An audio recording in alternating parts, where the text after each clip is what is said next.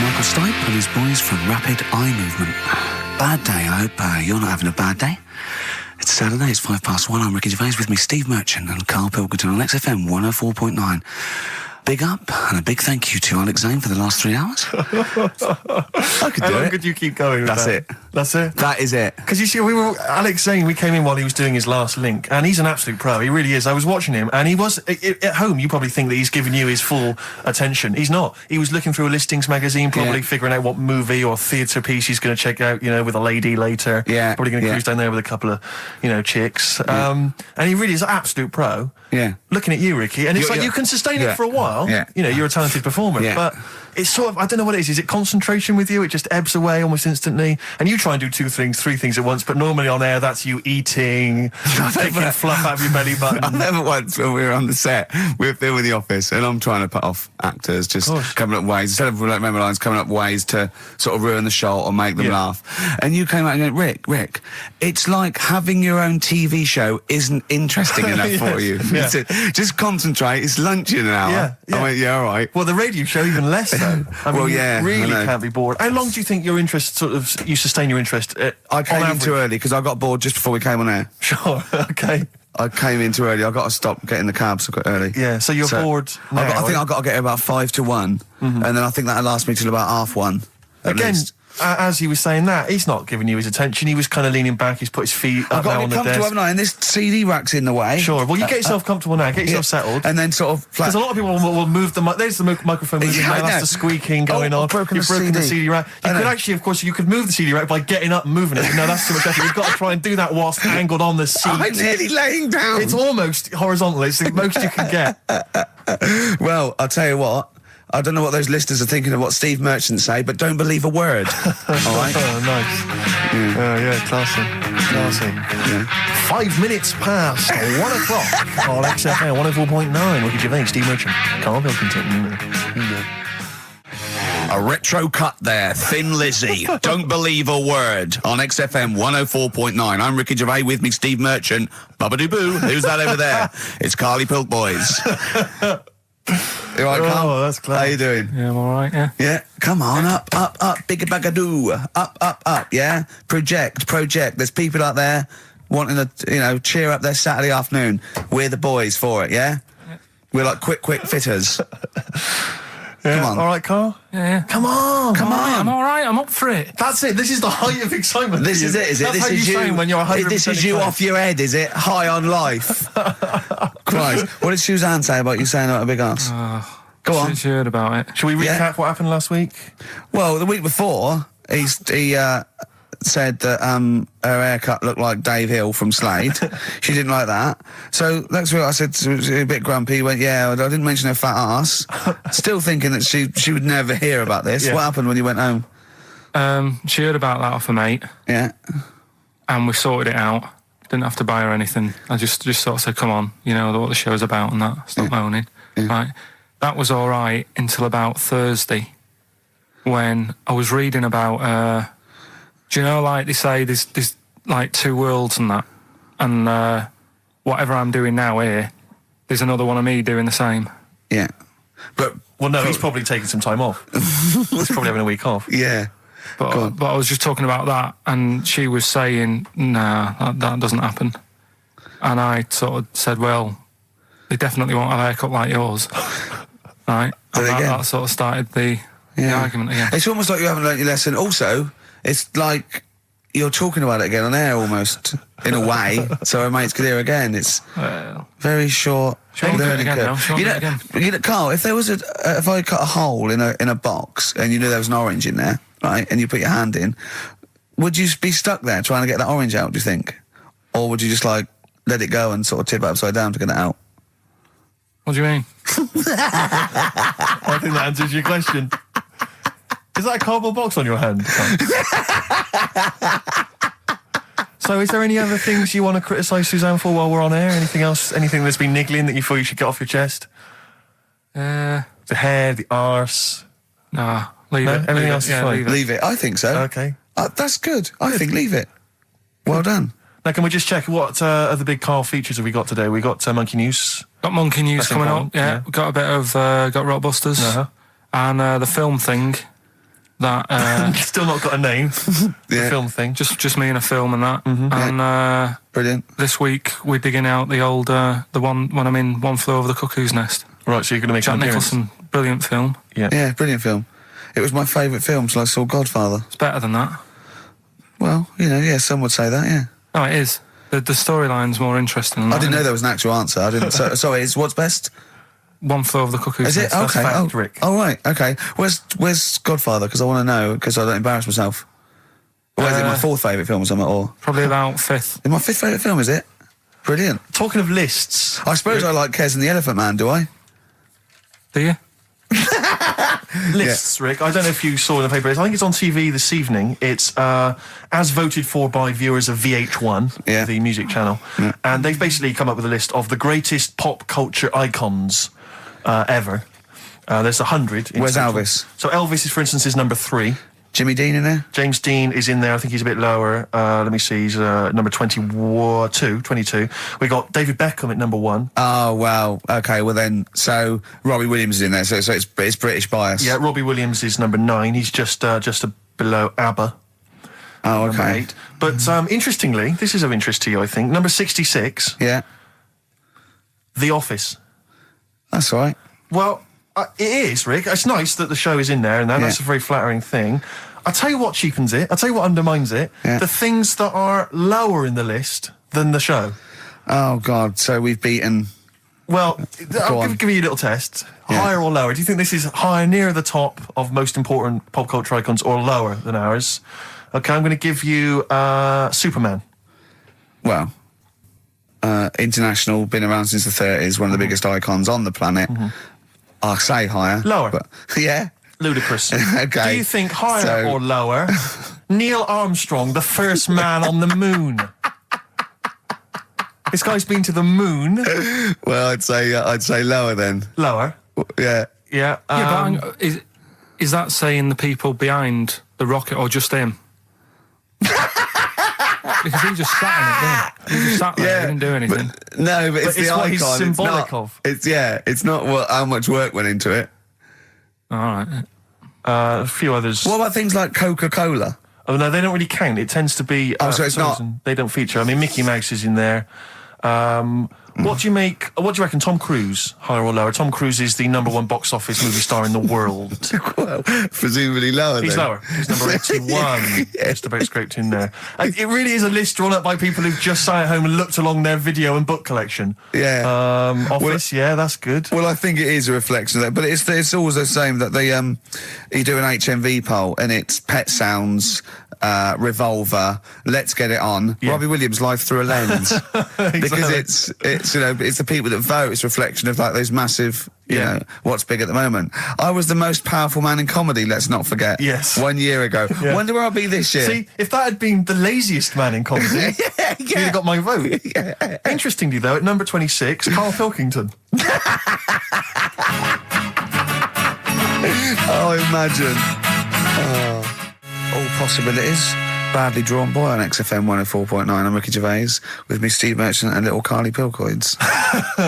Rick, Susie's emailed. Yeah. She wondered if you could give a massive hello to Hannah and Charlotte and all in the sixth form at Cobthall School. Yeah. If you want them to listen, would you give them a massive hello? Shout out. Yeah, no, massive. respect, man. Where are they from? I don't know, I can't quite pronounce it. Cobthall School? Cobthall Massive. Yeah. They're probably Cobthall known Massive, as. Yeah. So good luck to Suze and Hans and Charles. When did we start doing dedications? Because I've always felt this is something that's lacking on the show.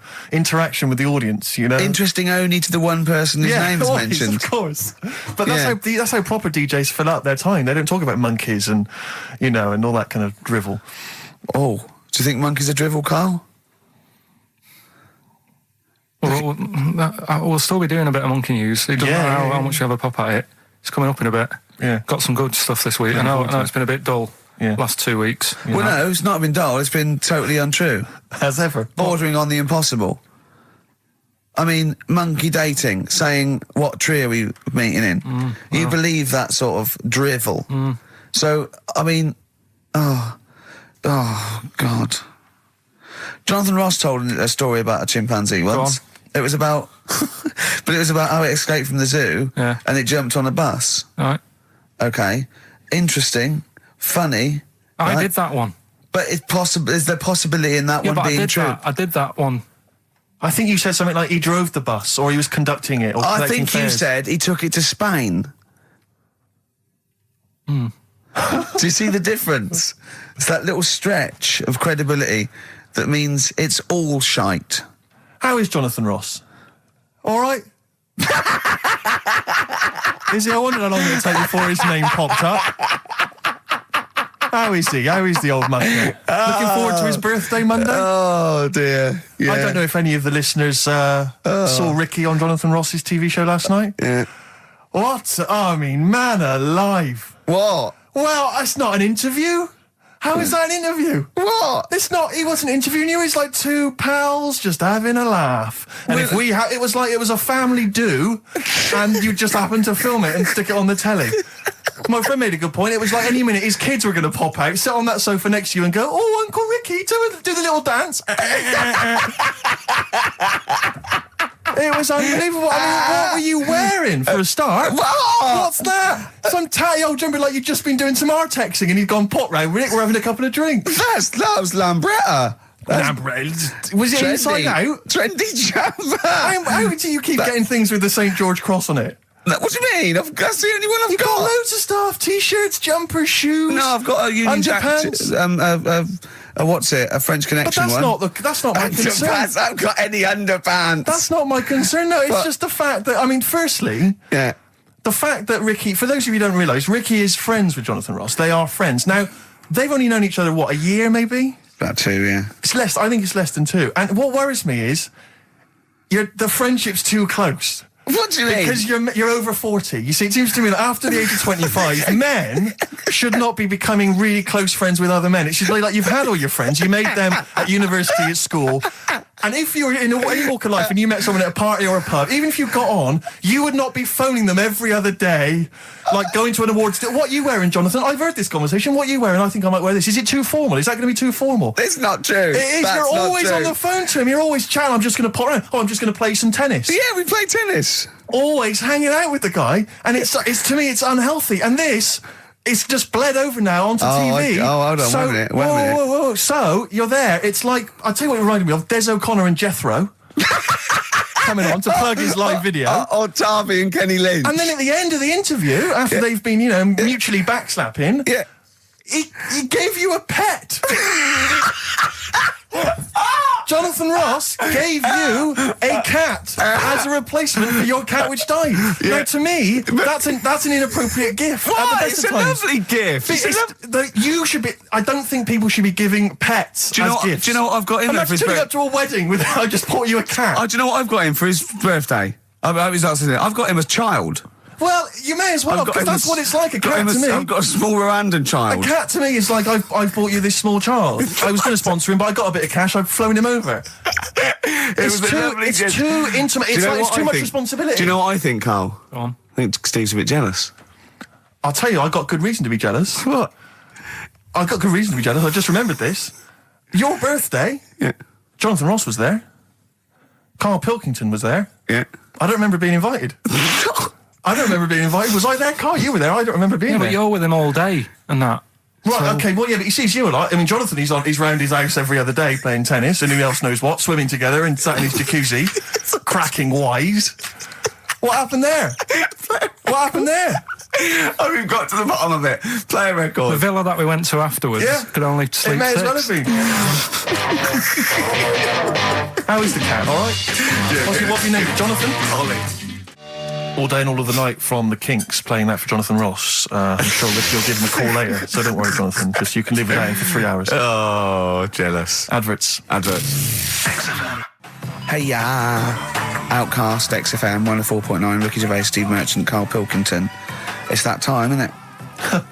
Rockbusters. Whee! Come on, Carl, what you got for us? All right, well, do you want to say what the prizes are? The prizes are better away in that? Really? We've got... I'll be the judge of that. Actually, what am I talking about? No, there's a 2-disc set, Rock and Roll Legends, on the cover there. We've got Buddy Holly, Elvis, Roy Orbison, and Little Richard. So no one wants that, baby. Nobody's interested. Nick Cave and the Bounties, a DVD. I'm a Nick Cave fan and I wouldn't watch it. No, you'd watch it once at most when there's nothing else. Knowing Me, Knowing You. No, I mean, Nick Cave's good, but when do you watch rock DVDs? Know. Knowing Me, Knowing You, great series, obviously, but once again VHS. on VHS. Who wants it on VHS? Yeah. Where are all the bonus features? Absolute pointless The only so thing far. that's half decent is this enormous hardback League of Gentlemen book, which is the scripts and all sorts of other stuff. If you're a League of Gentlemen fan, you'll love it. If you're not, I guess it's a good Christmas gift. If you're not a League of Gentlemen, there's nothing in this for you. No, exactly. So... So, you know, you can either enter for the hell of it. A pile of rubbish. What's the... Well, not as bad as the competition, I suppose, so... Go on. Right, well, you know how it works. Cryptic clue. It's not really cryptic, it's usually wrong. Kind of is. Yeah. Right, so the first one, there's 3 of them, you get them right, you win the stuff. First one... I'll get them close, I mean, because you could win this if you got one right, possibly. If you go to Chepstow, you will. Was that a clue or is that a point? Is that something That's a clue. Right. Say it again. If you go to Chepstow, you will. And what are the initials? Just S. Just S. Right. Second one, E.T. is upset. What's up with him? All right. E.T. is upset. What's he upset for? What's wrong with him? All right. Different. So not cryptic, so go on. M.E. The initials there. N-E? M. M-E. M for mother. M.E. All right. And the third one, I had a tape with Jesus. Imagine Bob Holness doing this in the gold run against the clock. Right. I had a tape. No, I had a tape with some up. I had a tape with like Humpty Dumpty on it and Hickory Dickory Dock and that on it, but I've broke it. All right. Constantly listening it to trying to figure them out. Trying to solve the crime. Exactly. Who pushed Humpty? Yeah. The initials there, B.R. Right? So, first one, if you go to Chepstow, you will. The initial S. E.T.'s upset. What's up with him? Yeah. Right, what's up with E.T.? I don't know. What's up with E.T.? E.T.'s upset. What's up with E.T.? Yeah. The initials there, M-E, is that right? Yeah. Yeah. Let's go through that one more time. Yeah. If you go to Chepstow, They're you like might. jazz questions. Yeah, exactly. Just free form. Exactly, yeah. E.T.'s a bit upset. What's that? Hey, dude, what's the matter, man? And I had a tape with like Humpty Dumpty on it, Hickory Dickory Dock, stuff like that. Doesn't work anymore. What's gone on there, right? What's gone on there? B.R. First time we said, well, you broke it. Well, I broke it then. Is that important or not? Yeah. I broke it. And so it's B. B.R. Okay. Right. Okay, well, you can text if you have a mobile phone. So everyone, there's no excuse to not take part. 83XFM is the text, 83XFM, or the phone number. No, we're not doing the phone, obviously. We don't I think I know what want the B might stand for. and otherwise it's ricky.gervais@xfm.co.uk. We'd love to hear from you. Oh, it just sucks the lifeblood out of me, doesn't it? just listening to Rockbusters. Something to bring you down even further, although it's a beautiful, beautiful tune. Oh, beautiful. Ryan Adams has got a number of different albums out at the moment. One is called Rock and Roll. It's not great. Don't really bother with that one. Do dig out, though, Love Is Hell Part 1 from Ryan Adams. It's available at different places, and you'll find this on it. Track 5, Wonderwall. His version of Oasis is wonderful. Absolutely beautiful, isn't it? It's a treat. XFM 104.9. Yeah. Ryan Adams from his new album Love Is Hell Part 1. That's his version of Wonderwall. Rick, I know what you normally enjoy, about 20 to 2. Some ads. You love them. Fortune Faded, Red Hot Chili Peppers on XFM 104.9. You, of course, don't ever take the tube anywhere, Rick. No. You haven't done that for years. No. Take cars everywhere, or you walk. No. Or you get a lift from Jonathan. But me, I'm still forced to take the tube, which is also very embarrassing at the moment because of You're those not forced posters. to take the tube, are you? I am. What do you mean you're What forced am I, made of money? Well, you could How walk. else am I going to get about? You could walk. What? You can drive. Why don't you buy a car? Oh, yeah, driving into the centre of town? Congestion charge, are you paying that? Are you a fiver? Hey? What do you think of that, Carl? Hey? Oh, yeah, because he's Mr. Flush. He's Mr. Lavish with his cash. Well, no, I've moved in close, haven't I? I'm not moaning about it. I walk everywhere now. Well, good. Yeah. There's Something I'm pleased about for it. you. Yeah. I'm I pleased for moaned you. about it, but then I sorted it out. But you're always whinging anyway. Let's not get on to you, Carl. It's always you. Yeah. So, What's up with Steve today, do you think, Carl? Oh, what's going on? He's having a go, isn't he? it's not helping those posters being on the tube of us. That's not helping. I don't know if you've seen those posters. You'd obviously don't go. I saw the. Yeah, I haven't seen one or two, but everywhere I go, I'm stood next to one. I can't avoid it. Yeah. I'm on the tube waiting. I look around. I go, it's us again. And it's so embarrassing because it looks like you're stood next to it deliberately. But I can't browse in HMV now. I went last week, and you keep coming up to pictures or cardboard cutouts of Brent. Right? Yeah. And I was in a bookshop, and I was looking at there's a big almanac of comedy, right? And I was just looking through it, just browsing, right, killing time, and there was a picture of me. And just as I started looking at this right up at the office, a tap on the shoulder, it was one of the words there, said, "Do you mind signing some script books?" So she saw me looking at myself. Yeah. And I wanted to go, I just turned to that page then. Yeah. I was in a bookshop looking, there was a big book on sitcoms. It was like the A to Z of sitcoms or something like that. And I genuinely was looking up other shows because it was about other comedy shows. And I was looking something up. Guy that I knew came up to me like that. And I just started I'm just looking, Robin's Nest. Where's that? Birds of a Feather. I just got to... Because it's like, I'm interested in comedy before the fact I got in comedy. So I will buy a book on comedy. Exactly, yeah. But on the tube, it's really awkward because it's like... it's everywhere I walk, they're kind of around the corner, so you don't sort of expect them. And then I'm sort of running now from kind of corridor to corridor, pillar to pillar, to avoid being stood next to this picture, in case I look like someone who stands next to this picture, trying to get recognised. Imagine that. Of course, Carl didn't want his little round bald head on that. Yeah. But I was on the tube today, and sometimes you can't help but overhear a conversation. Yeah. And this one woman, there was two friends, they were sat there. And one woman said, she just said, I must tell you this. I was in the pub last night, and Dave called, and I said, Dave, he said, I can't hear you. I said, Dave, it's not, he said, I can't hear you. So I held the phone up so he could hear all the noise in the pub. That was it? That was the anecdote. That was the story. And I wanted to lean over to her friend and say, unless this woman has given you a kidney or saved you from drowning, do not be friends with her. Break up this friendship. She hasn't got anecdotes. Because what's that? And I've got acquaintances like that where you speak to me, get cornered at a party, this is the person who has not got anecdotes. The anecdotes, they're not stories. That's it. It's like you're expecting for something else to happen. Never does. Well, I was with Danny Baker yesterday. Oh, yeah. He's a brilliant bloke. Guy, first time I met him, and we got on like a house on fire. Put his number straight in your mobile. Well, we've exchanged numbers because he's got some great anecdotes. You had to delete mine because you only got so many. I might write with him because he's funny. He did this thing, and it was absolutely brilliant. He's doing he wrote a documentary, and he's a great guy. He's funny as well. You know what I mean? It's this. I tell you what, it's the showbiz friendship. That's what I loathe. I think it's the fact that like somehow.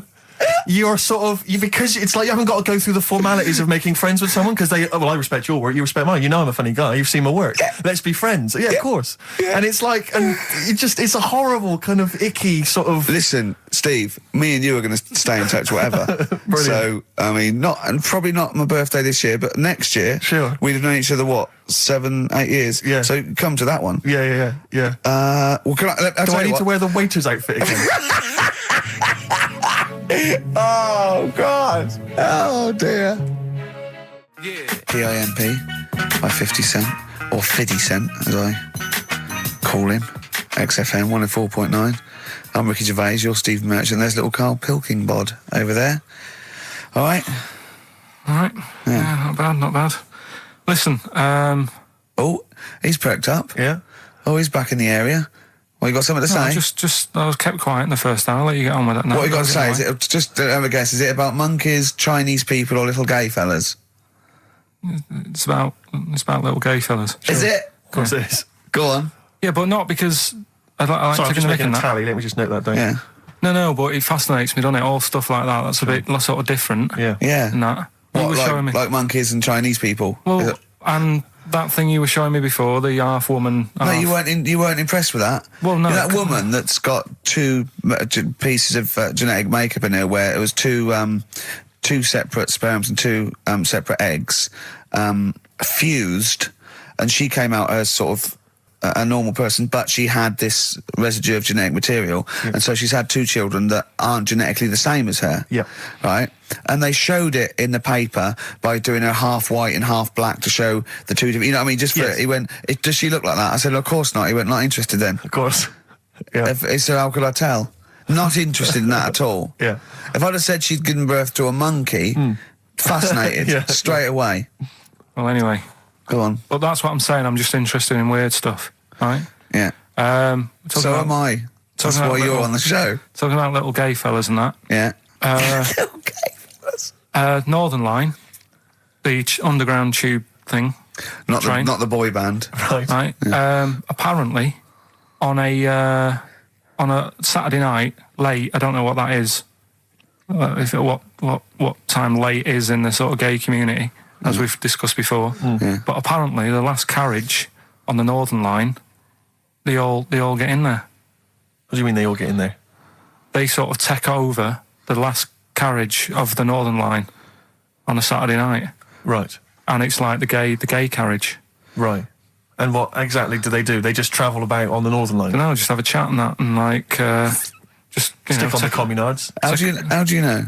Someone tell me.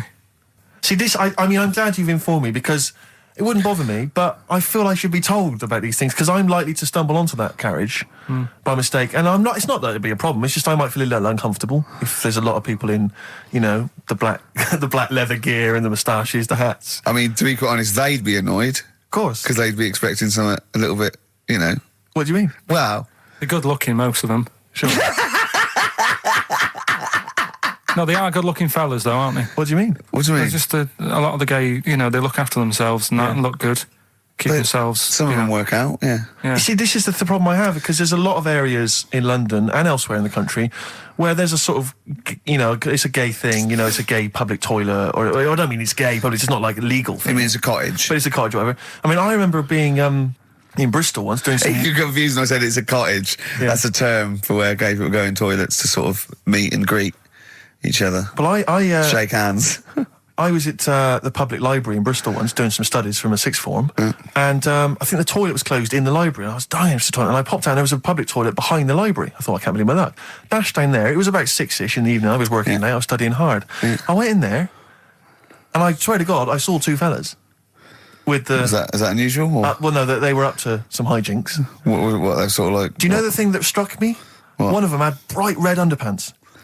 What do you mean? They were actually doing, you know, they were having some kind of, you know, they were having relations. They weren't even in a cubicle, they were out in the... Where were the underpants? Around his ankles? No. Yes, I swear to God, I'm not going to make this up. What old were you? I don't know, like, how old you are in the sixth form? 16 or whatever, 17? Yeah, and what did you do? Well, I actually said... you just joined in, what else could you do? You might as well. I actually swore, I said, oh, F me. And then I went, oh, no, don't. No, I did, I swear to God. I did. I went, oh, F me. No, don't. Because I was panicked and I ran out. And as I was walking out, a guy was coming in. I went, oh, hang on, mate. And then I thought, I better not tell him. I'll let him find out for himself. He might be going in there to join in. He might have got a call. Come down. We're going crazy on each other's ass. Come down. It's a conspiracy in Bristol. What annoyed me my was, lover. What a bit of car.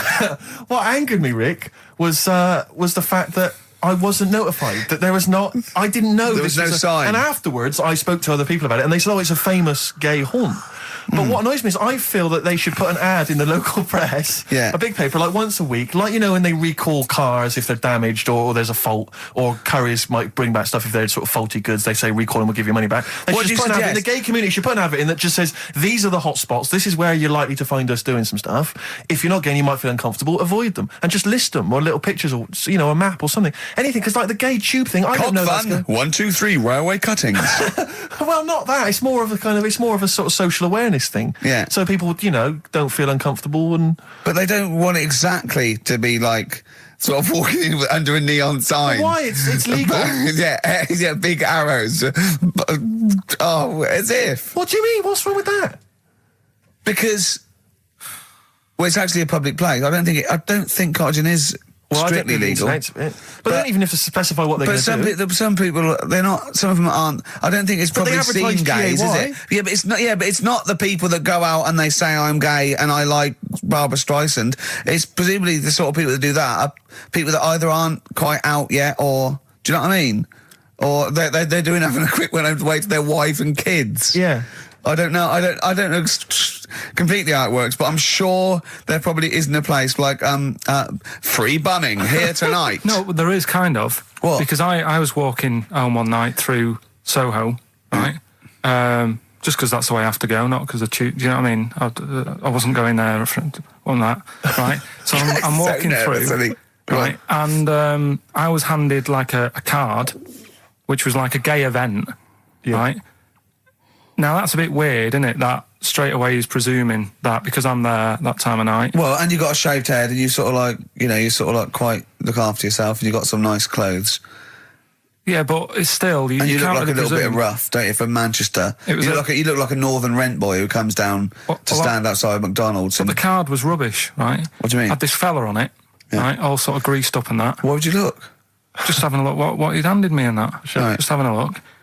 Picture of him, sort of sailor's hat on, tan body, like just his arse out like that. And rubbish slogan, right? The best bum in W1. Is bum there a noun or like a verb? What do you mean? Well, to bum. Is it like get the best bum you've ever had, or he had the best bum? I think it's just I don't like suppose you asked. No. I don't suppose you called the number to check. What do you mean exactly by this?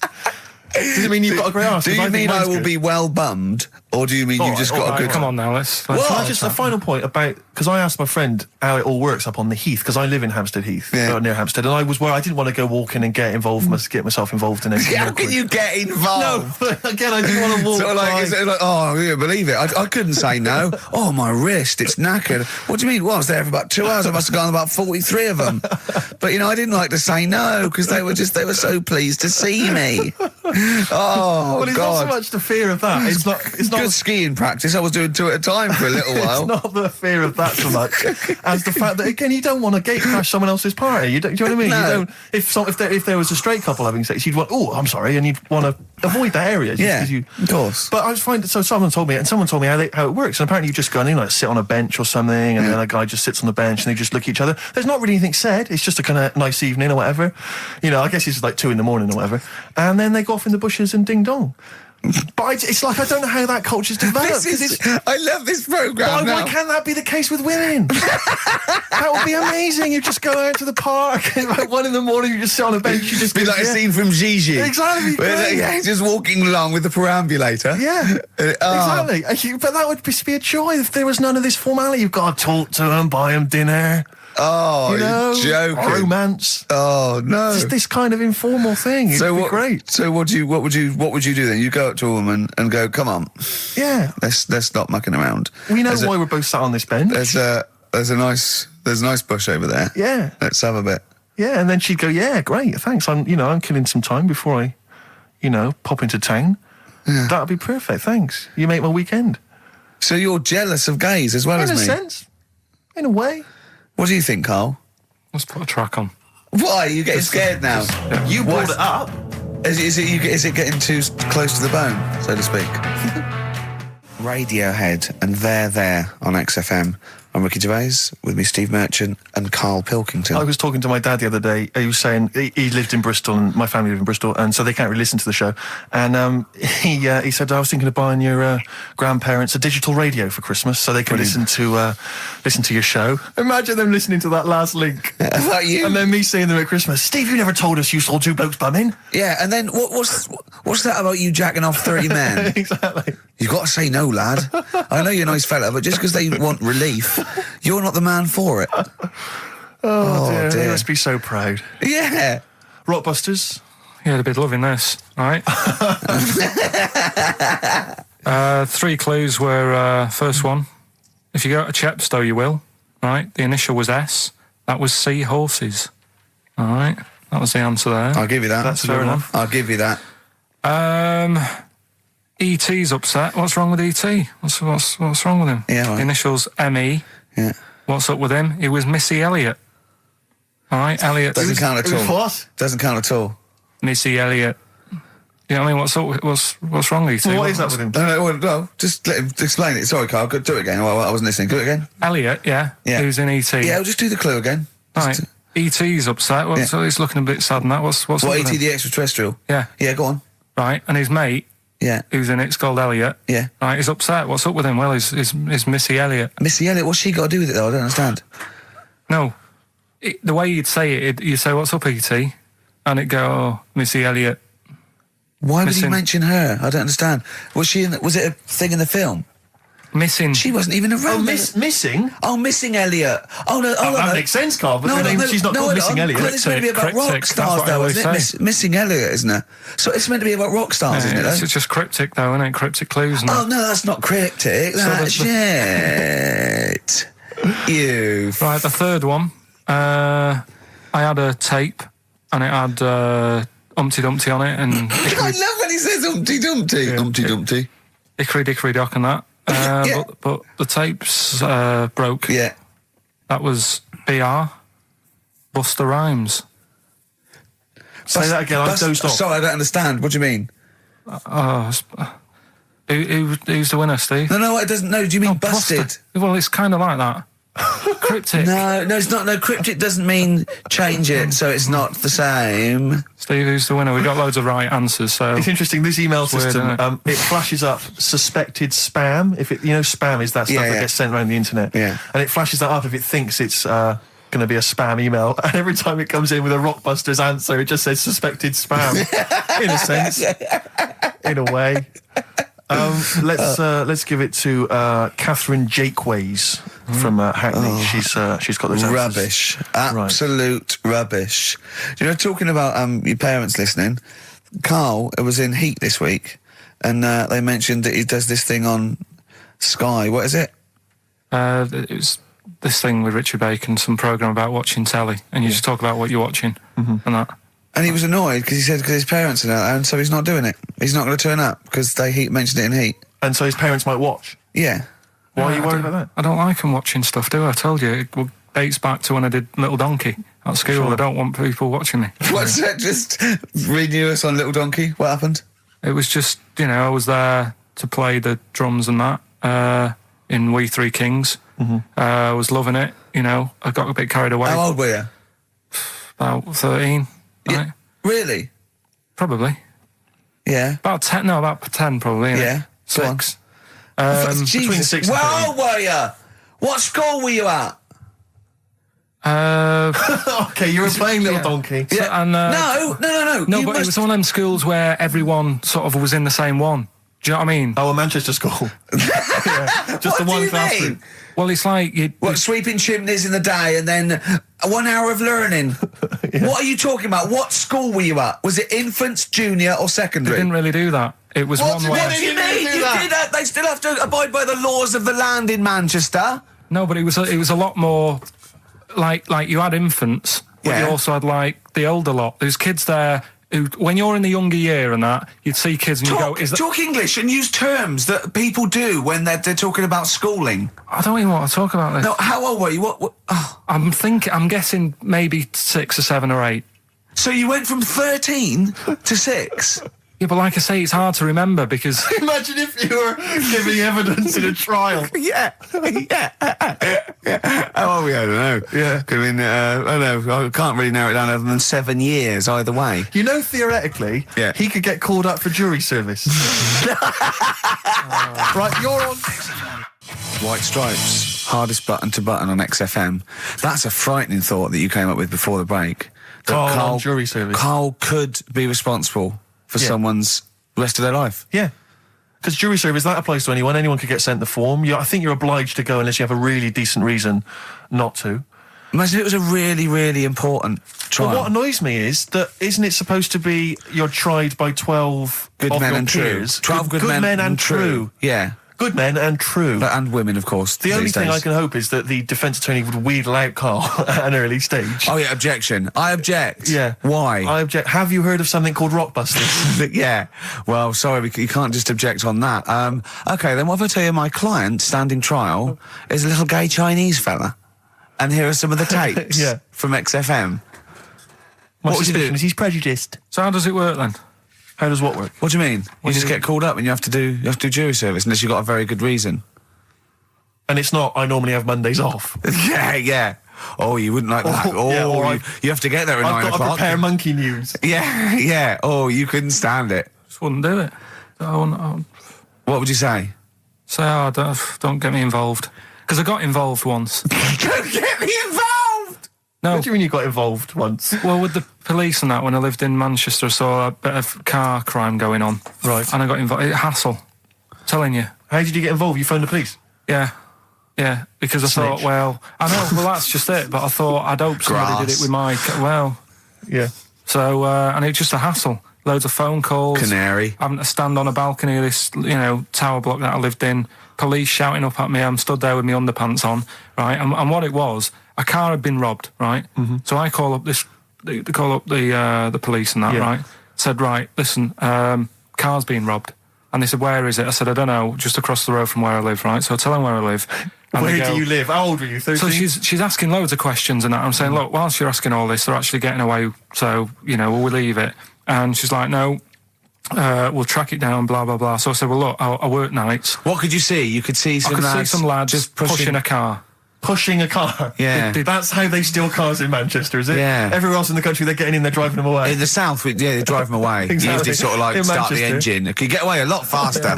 What do the police do? Push their panda car after them. Exactly. Say, come on, lads, don't cheat, don't get in the car. They're just pushing it. It was late at night and that. And I suppose you don't want to start the engine. Because you don't want to wake people up, not when you're nicking cars. Of course you don't. All right. So late at night? Hold on, they weren't gay. They weren't gay, were they? What? They were out late, really? Come on, Carl. So what happened? So, anyway, I said, look, don't call me back. I'm going to bed, right? I've got work in a bit. Brilliant. So, let's go. What? So that was that, right? Where were you working? Next thing, right? Phone's going. Hello, it's the police again. I said, I told you not to call me. Right? I told you not to call me at home. So, they said, right, the police are outside. Can you go on your balcony? She's like, oh. So I'm 10 stories up, right? Stood on the balcony with like my underpants on, right? And the police are saying, where's the car? And I'm saying, I don't know, they've gone down that road now. So I'm trying to point to them. They're shouting up, saying which road and all that. And I just thought, why did they get involved? Yeah. I don't think they found it. No. It was hassle. The blokes were pushing it too fast. Exactly. They were in the next street by now, weren't they? This don't get involved. Don't get in. After that... Imagine him being on some sort of trial where it's like some sort of mob affair. Yeah, gangland murder. Imagine him going into the witness protection. The police just explaining to him, your new name is Jeffrey Peters. Why can't I be called Bruce Wayne? Well, no, Mr. Pilkington, listen. Imagine that. Do you know what witness protection is? Oh, go on. Amazing. Look, it's when, supposing you were to give evidence against the mafia, right, you've done a job for them and now you have to give evidence against them, right? Right, well, if you're going to do... I mean, all I did was 2 kids nicking a car. Yeah. Don't start messing with mafia. No, listen, of course not, no. But let's imagine you were in the mafia and that you got caught doing something, but instead of going to prison for the rest of your life, you said, oh, well, I can give you Mr. Big, yeah? So they go, okay, give us Mr. Big and we'll let you off, right? So the police go, right, okay. I got handed this leaflet in Soho. So you say, okay, well, I'll give you names. They go, right, we give evidence in court, and you go, yeah. They go, right, we'll have to get you away because you'll be done for. So you give us all the names of Mr. Big, right? We'll give you a new identity, a new passport. We'll let you go and live in Canada for the rest of your life with Suzanne, right? So why have I got to do all that? Because they'll bump you off, won't they? How did you know it was me? Because you have to give evidence in court. So they go, oh, Pilkington squealed. So you got to change all your life. Yes. Yeah. They've killed someone. Yeah. Yeah. Well, look, you just know you're giving them in to keep you from going to jail. So you don't want to spend the rest of your life in prison because you're involved in something or assault or whatever. It doesn't matter, Carl. No, listen. How would the mafia know that I've said something? Because you say in court, those are the people. He's Mr. Big. He's Mr. So-and-so. He ordered the hit. Don't you know anything? It's a lot of messing around, though, isn't it? So I've got to leave this job, yeah? Yeah, I think they might try XFM first. I'd have to... What? I'd have to bin Suzanne, would I? No, she can go and live with you. You have to cut off all your ties with your friends and family, though. You can't contact them. You've got to leave them behind. Would she have to change her haircut?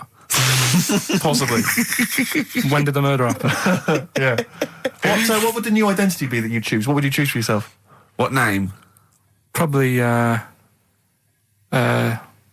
wanted to be called Brett when I was a kid. Okay. Right.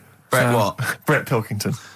You got to change your surname, yeah? Yeah. Well, yeah. Yeah. Maybe go ex-directory. Where would you move to? Probably back up north. No. Well, no. Don't do that. Don't do that. Can I suggest maybe Brett Hanson and go and live in Australia or Canada or something? Well, maybe when they're not operating, maybe, and they're just forget it. You might have to change your identity as well. You might have to grow your hair. Well, you can't grow your hair, but maybe wear a wig or a moustache. What would you do? What would you wear? So like an afro or something. Something like that. That would be brilliant. That would be absolutely And I've got to do brilliant. all that just because for 5 minutes I stood in a court thing. Yes. And said he's the one who did it. Yes. Yeah. Well, why can't I just wear the afro and the glasses when I'm in the court? Say my name's Brett, right? Yeah. Change my voice a bit. He did it, and they go, thanks very much. I go off, I carry on my life. That's I'm still coming genius. in here on I Saturday. don't know why they haven't thought That that. is genius. I don't know.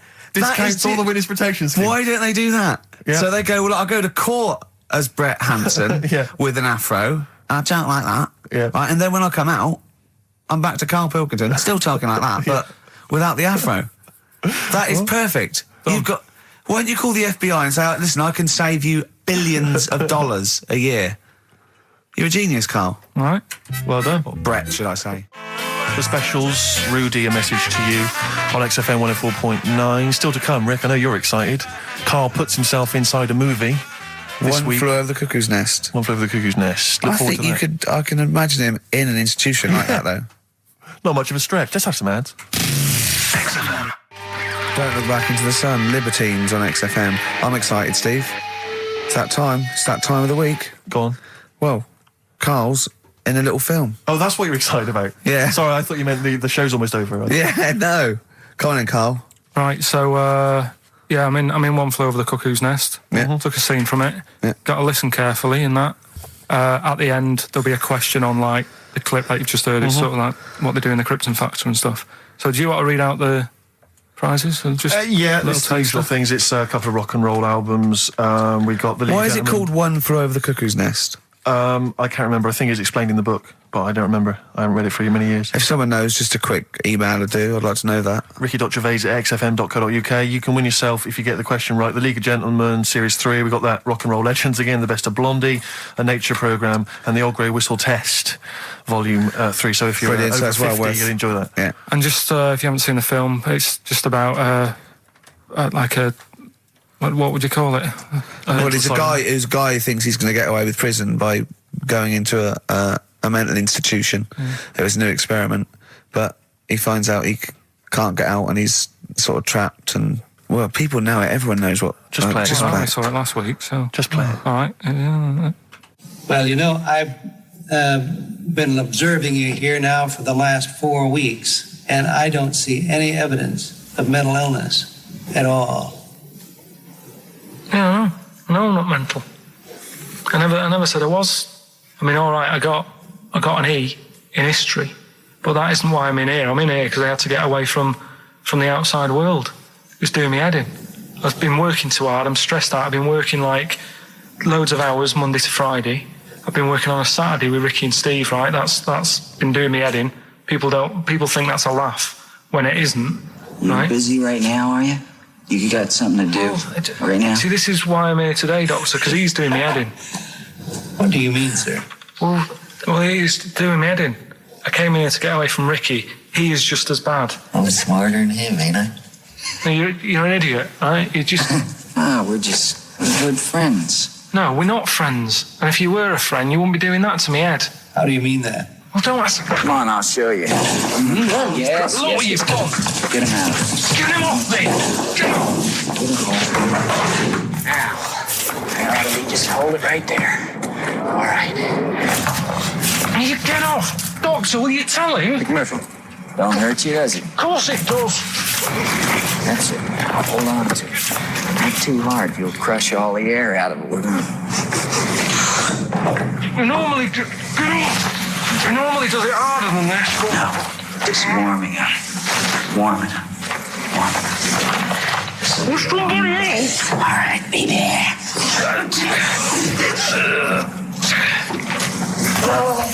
Get off! See what I mean, Doctor? That's what he's doing every day. The state of this. I don't know why you do it, because it's not as if you're going to crack it open. But I tried, didn't I? God damn it. At least I did that. I love it. The effort. Yeah. It's almost, I wonder if it's almost a strange premonition of the future. Yeah. You in some kind of home. All right. Well, What's the question? Little question then. What result did I get in history? Good. Right. Yeah, well, tricky one, that. ricky.gervais@xfm.co.uk. Or text. Will we take text? I can't really bother to check All the right. texts. All right then. Email. Thanks for that, Rick. Sneezy. Yeah. All right. I'll play. Prinish Brothers, yeah, it's a lovely tune from their album, what's it called? Yours, Mine and Ours. Blinded by the Stars. Blinded by the Stars from the Prinish Brothers. We've a couple of texts. I do occasionally have a look at them. Go on. We've had one here complaining. It doesn't say who it's from. It just says, wow, really clever homophobic material. Genius. Switching off, idiots. I don't know what they mean. It was not clever homophobic material. It was just homophobic. Well, what do they mean, though? But how is it homophobic? We weren't being anti-gay. We were saying we don't understand the gay world. And anything that's... We were querying and questioning it. Yeah, and Carl, see, this is what I mean. Carl gets us into trouble. I can't go through Chinatown anymore. It's not really a town, though, is it? It's not really a town. It's more of a novelty street. Novelty street with restaurants. Yeah. But I can't, and when we sort of like talk, we get tarred with the same brush as him because the man's an idiot. Yeah. But we often say that. We are not homophobic. I don't think Carl's homophobic. He's confused. He's interested. He's got nothing against Chinese people. He's got a little theory that they don't age well. And these are the sort of things that come across, I mean... They're not meant to be homophobic and racist. They're showing that Carl, I don't know the PC term for this, is a bit mental. Yes. And, I think we're doing our bit by letting him on the air. On the air as well. Like that complaint he got about that woman on, what's it called? Who are you looking at? Yeah. Because he said about, I don't even want to repeat it, but he said some, Yeah, but I never meant to upset anyone with that. No, I know you didn't. No, I know you didn't. No, but I mean, it's on the website now, and to be fair, she does say it was Carl that said it, and we were the idiot presenters that let him on air. But it's like Carl is bad for our reputation. Yes. Do you know what I mean? It's funny to be in a room with him, but then I want to sort of shake it off. Yeah. And I don't know what to do about Guilty it. by association. I know. What have you got to say for yourself, Carl, for some of the stuff you come out with? What have you got to say? I mean, I know the answer. It's absolutely from the heart and genuine... ignorance. and confusion and interest. You haven't got a malicious bone in your body. Well... Towards but, me, yes, but yeah, other people. But again, he's just honest with you. He says... don't repeat what he says. No, don't repeat it, just leave it. But it's not as bad as some other things. But he says, remember you just say that when you first met him, he looked a bit hard, but you got used to it. Yeah. Now that's from the heart. That's like him sort of like being honest and nice, but he doesn't know what that... And we can take it, of course. Well... What have you got to say for yourself? I haven't got anything to say, really. I mean, there's been other weird stuff going on in the week and that. Go on. No, I might as well talk about it next week because we're wrapping up. All I'm saying is I talk about what's gone on. Yeah. Have we got monkey news? Have we left monkey news behind? Monkey news, come on! What happened? You can't offend monkeys. I'll tell you what is annoying. What? Steve's told me about a film that is about a monkey going off with a woman. The Charlotte Rampling thing where she... It's a film called Max Mon Amour. Yeah, she has an affair with a monkey. Go on. Yeah. Oh, what happened? You wouldn't like it. We can't go into it. You wouldn't like it. You wouldn't like it. It's not like it's weird and you wouldn't... Carl, it's not like a nature programme where he wears a bowler hat and can talk. Okay? The nature programmes that you've seemed to see. Yes, I'm trying to think. I haven't seen that one. No. Yeah. Come on. Do monkey news. Well, monkey news this week. Play the jingle. Oh, chimpanzee, that monkey news, you Right, it's about this monkey that was knocking about in the 1950s. Right. It was known in the sort of LA area, right? And apparently, again, I haven't really checked all this out. I've just picked up bits that look interesting. Yeah. Wore a golden mask and like a cape and a leopard skin belt and stuff, right? So people didn't know that he was a monkey. Of course they didn't know, yeah. They thought it was this bloke who's going around and he was helping out crime situations and stuff. Right, you're an idiot. So this disguise, that you see a 3'6" bloke with arms the length of his body. No, but that's the funny thing, right? They sort of thought, it's a bit odd, he's stocky, yet extremely flexible. Yeah, and hairy, because he only wore a white mask and a belt. And a distinctive jawline and stuff. And then, right. apparently, like, he used to sort of get to his... Nothing we say gets through, does it? You've decided you can picture this monkey going around solving crimes, and it's... telling you. Let him finish the story. Time's running out. So it sort of get to its crime by, like, swinging from the trees and stuff. Of course it would, right? yeah. But people just thought it's a normal fella. Of course. then what happened was, This is the bit that's going to annoy me, isn't it? he helped some fellas out, like, you know, and for a reward, they were like, do you want some money? You know, you've helped save our lives during a crime and stuff. Do you want some money and that? And he just went straight for the shopping bags, got a couple of bananas and apples, right? And as he was bent down, looking into the bag, getting the bananas and apples, they pulled his mask off, little monkey. So he wasn't allowed to work for the police anymore? It ended there. Sure. Weird, isn't it?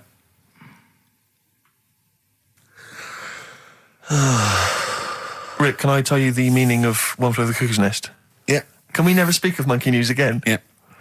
It comes apparently from an American children's nursery rhyme. 1, 2, 3, 4, 5, 6, 7. All good children go to heaven. Some fly east, some fly west. Some fly over the cuckoo's nest. Brilliant. Now, thanks to Ian for emailing that in. Shall I give someone the prizes? Yeah. Phil Corbett, there you are, that's the first one I've pulled out. He correctly guessed that it was E. It was an E that Karl got in history. The only qualification he's got, and it's an E. Do you know that woman? Judge the monkey news based on that. Go on. That woman who went out with the monkey. What? It's a film. It's a film. It was Charlotte Rampling in the film. I don't know who played the monkey. Did she have any kids?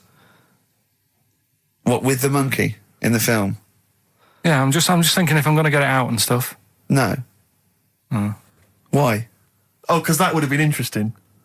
Well, no, it's just that the problem there is the kids would always look more like the dad. See you next week. Blur and Out of Time. They're joking, there's 2 hours to go. On XFM 104.9, I'm Ricky Gervais, with me Steve Merchant and Karl Pilkington. A new leaf, bit of a blow at the Sonys. Not like that. I mean, you know, we were taken aback. Speak for yourself. Yeah. And we've got guests. Jonathan Ross won, and he has guests, so we're going to have guests in. One of which is sort of a tie-in. He's going to explain himself. It's Dr. Fox, Dr. Neil Fox. Popped in for a chat. It's a pre-record. We got that. Although live in the second hour, we're gonna have a chat to the girls from Tattoo, who are upstairs at the moment in Capital, and they're gonna pop down and have a little chat with us. So we're really trying to, you know, make this more of an interactive show. We don't know yet whether we're gonna give up or not. It depends how this show goes. Yeah, look forward to that. But we got some great. We went down to the big library, so we don't have to rely on 4 Non-Blondes and the you know, the 2 jam tracks that are up here. We went down to the big library, and we've got some great tracks, Steve, haven't we? We've got some classics. Should we play one now? Well, before that, I just remember that some of the criticism we received, I think, was that we're perhaps not taking into consideration the listeners. A lot of shows, a lot of radio shows, they cater very much to the community, to the area which they're broadcasting. They interact with the listenership. Where's the fun in that? I agree. Well, for me, really.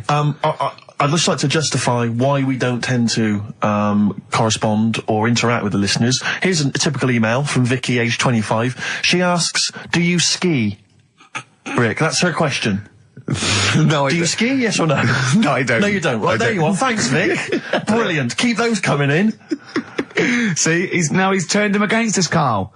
What do you think, Karl? What do you think of Steve's attitude there? It's alright. More insight like that coming later. Black Grape, Kelly's Heroes on XFM 104.9. I'm Ricky Gervais, with me Steve Merchant and Karl Pilkington. Okay? Proper radio. As you know, we're a bit gutted that we won nothing at the Sony Awards. We found out that on the panel was Dr. Fox, probably one of the greatest DJs in the world. One of the great living broadcasters. I certainly think that he's up there. Yeah. With Tarrant, John O'Coleman. And so... Chris Moles. Great Chris Moles. We asked him to... He's also on the, Pop Idol panel, so he can make and break people. So we asked him, basically, to explain himself. Why did we win nothing? Why were we so bad? This is what he had to say. The award, guys, was called the Entertainment Award. All right, now, in itself, I think that should probably tell you something about what should be on the tape. There should be some entertainment. And it just wasn't very entertaining, actually. I don't mean that sounds quite horrible sitting here in front of you now, but it just wasn't very entertaining. But fundamentally, what elements did you not find entertaining? the fact that it didn't seem entertain me at all was part of it. I mean, it's a bit of like, how long's a piece of string, isn't it? What is entertainment? We have talked about string on the show before, though. Then there were loads of people I'd never heard of in my life, and some of those were perhaps a bit more entertaining than you. The people that got silver, I think they were called Joe and Twiggy. They worked for a station in the Midlands. I think Trent FM. They were actually pretty funny. Funnier than ours. Stuff. Yeah, Yeah, they were actually. Yeah, they were funny, and they seem to sort of understand their local. They seem to understand their market a bit more. And then I got onto yours. I think, oh, great, Ricky Gervais. Yeah, he's really funny in that program, isn't he? I must watch that. I'm going to absolutely die laughing here. And oh God, it was painful. How would you have improved it, just listening? Bit of humour, be quite good. Bit of humour, essential, I would think, for an entertainment show. A bit of prep, you know, a bit so get in there and actually think about what it's going to do, perhaps. Right, okay. Well, thank you, Dr. Fox, for your honesty. We've got to the bottom. While you're here, can I just show you this? That lump. Do you still do prescriptions? Dr. Fox there. He was, you know... He was honest, he was blunt. He was blunt, you know, I'd like a second opinion. I'm only joking, he's not actually a doctor. In fact, well, he used to be called Dr. Fox, and now he just calls himself Neil Fox. I think he's been struck off. No, he's Neil Fox MD. Right. He's just... I wondered if there was some malpractice, that something happened. I mean, we Someone can't... was under, and he sort of, you know, he went a little bit crazy. Let's leave it there. Yeah. Because Froggy will not take that lightly. Who? Froggy. What do you mean, Froggy? He's Dr. Frog now, he's changed it. He loved Fox. Right, he right. hated Fox.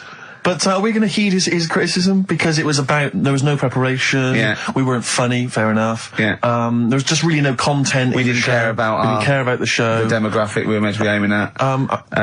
Just sounds like a lot of work, all that. Well, I think what we can do is we can take it all on board and immediately forget it and carry on, because it's easier. What about that? Brilliant. I'll tell you what we could do, though. Play some bloody great tunes. Well, thanks very much. Athlete. You got the style on XFM 104.9. I'm Ricky Gervais, with me Steve Merchant and Karl Pilkington, innit? Alright? Brilliant. Well, you know, the funny thing was, the day of the Sonys, the radar figures came out. That's the body that tells exactly how many listeners you've got, etc. And XFM went down a little bit, across the board. Except one show, Steve, that went up 34%. Keep talking. Well, what show do you think that was? I'm trying to think. Would it be Zoe Bourne? No. Would it be Christian Connell Breakfast Show? No. It was this little mother of a show. Really? Up 34%? Yeah. Everything else went down. We went up 34%. Yeah. So maybe Dr. Fox should be listening to those figures. Indeed. Yeah. Will we get a pay rise? Will we get a 34% pay rise, Carl? Ooh, up to 80 quid a month. No, because for the last, 2 years, there's been nothing there, and you've still been getting the same money, haven't you? That's the way it works. There's been what, there? You're not paid per listener, are you? It's just... You know what I mean? It seems like it. I think they've each given us 5 pence. Exactly. I went along to, I came in from the presenters meetings I've never been to one before. A presenters meeting, I didn't know they existed. And I just came into annoy Carl, it was about 5 to 6, so I was going to get him as he knocked off, we're going to have a Sorry, and the presenters meeting is what? That's where they dish out which amusing news stories they're going to read out, is it? Yeah, or no, what order they're going to play, Athlete, Coldplay, right. the Vines. And, I went upstairs, all the people there, and, quite interesting, wasn't it? Carl? Yeah. You know why the figures went down a little bit? Come on. The war. Is that what they said? The war, yeah. At one point, I said to Carl, just how many listeners died in this war then? Because I thought he was saying that they were at the front. Yeah. Or XFM listeners went, well, I'm going. Yeah. I'm going to Iraq. Well, the reason our listenership Tell Zoe to tape it for me. The reason our listenership went up is that just tells you who's listening to us. Cowards, yellow bellies, children, women, people with fallen arches, terrorists. Oh dear. Yeah, it was quite a good meeting. Now I told some... So what exactly, is there anything I missed out on? Is it No, they just, it went down a little bit, except our show, which went up 34%. Up 34%, but no awards remember for that. And then you went out afterwards, didn't you? Yeah, we went to a bar, so a couple of drinks and that. Yeah. And then a few of them went onto Stringfellas. No, they didn't. Well, some of them did. Zoe Who? did. Zoe and a few of the office people and that. I went home. Stringfellas? Yeah. To what? To watch lap dancing? To beat what? Yeah, that's what goes on there, isn't it? I know, it's mad, isn't it? I've never been to Stringfellas, I don't know what happens there. But, no. Why would they? I don't know. I mean, I was talking to people about it the day after, and they said, "Oh, you missed out." And I said, "Well, did I?" I said, "Well, how does it work?" They said, "Well, you pay." Never quite understood lap dancing. Never quite understood it. It's basically someone dancing naked, rubbing their arse in your face. Yeah. That's basically the gist of it, is it? But you can't. The rules is you can't touch. Do they do a home service? I just think it's nearly. I've got to be careful what I say here, but it's sort of, I'm dissing string fellows or anything, but is that not sort of like one step down from prostitution? That's such an antiquated. What are you from the 19th century? No, but I mean, what it's like. Well, I don't quite understand it. I don't get it. I don't get it. Because the thing is, I said, how does it work? They said, you pay 20 quid, you get some clean money, sort of like little vouchers that you stick in the knickers or whatever. Oh, God. Clean money? Yeah. Disinfected money, okay. Well, just like vouchers. Can you put loose change in there? Because I got a lot of that. But, I owe you. Yeah, go on. 20 quid it is. Right. And, I just don't get it, because, I mean, I'm not tight with money or anything, but no. You pay your 20 quid, they dance in front of you, but you're not allowed to touch, which to me is like going to a restaurant, ordering a nice big warm dinner, how they put it in front of you, and it's like, well, you can't eat it, and you're saying, but it's going cold. I love the idea of some bloke sitting in Stringfellows, businessman, right, pays £20, there's an arse waving in his face, and he's going...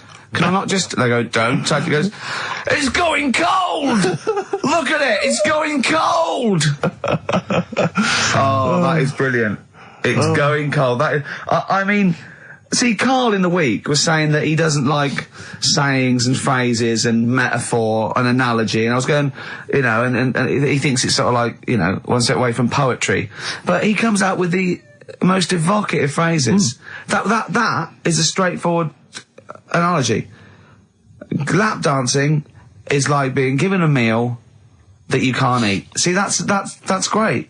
That's how you saw it, and that's so much better than saying it's mad you can't touch or it's a waste, or you see what I mean? We were trying to inflame his enthusiasm in the week, and I said about different phrases, and he goes, well, why not just say the actual words? I was going, well, it's more poetic, and I told him the Isaac Newton one.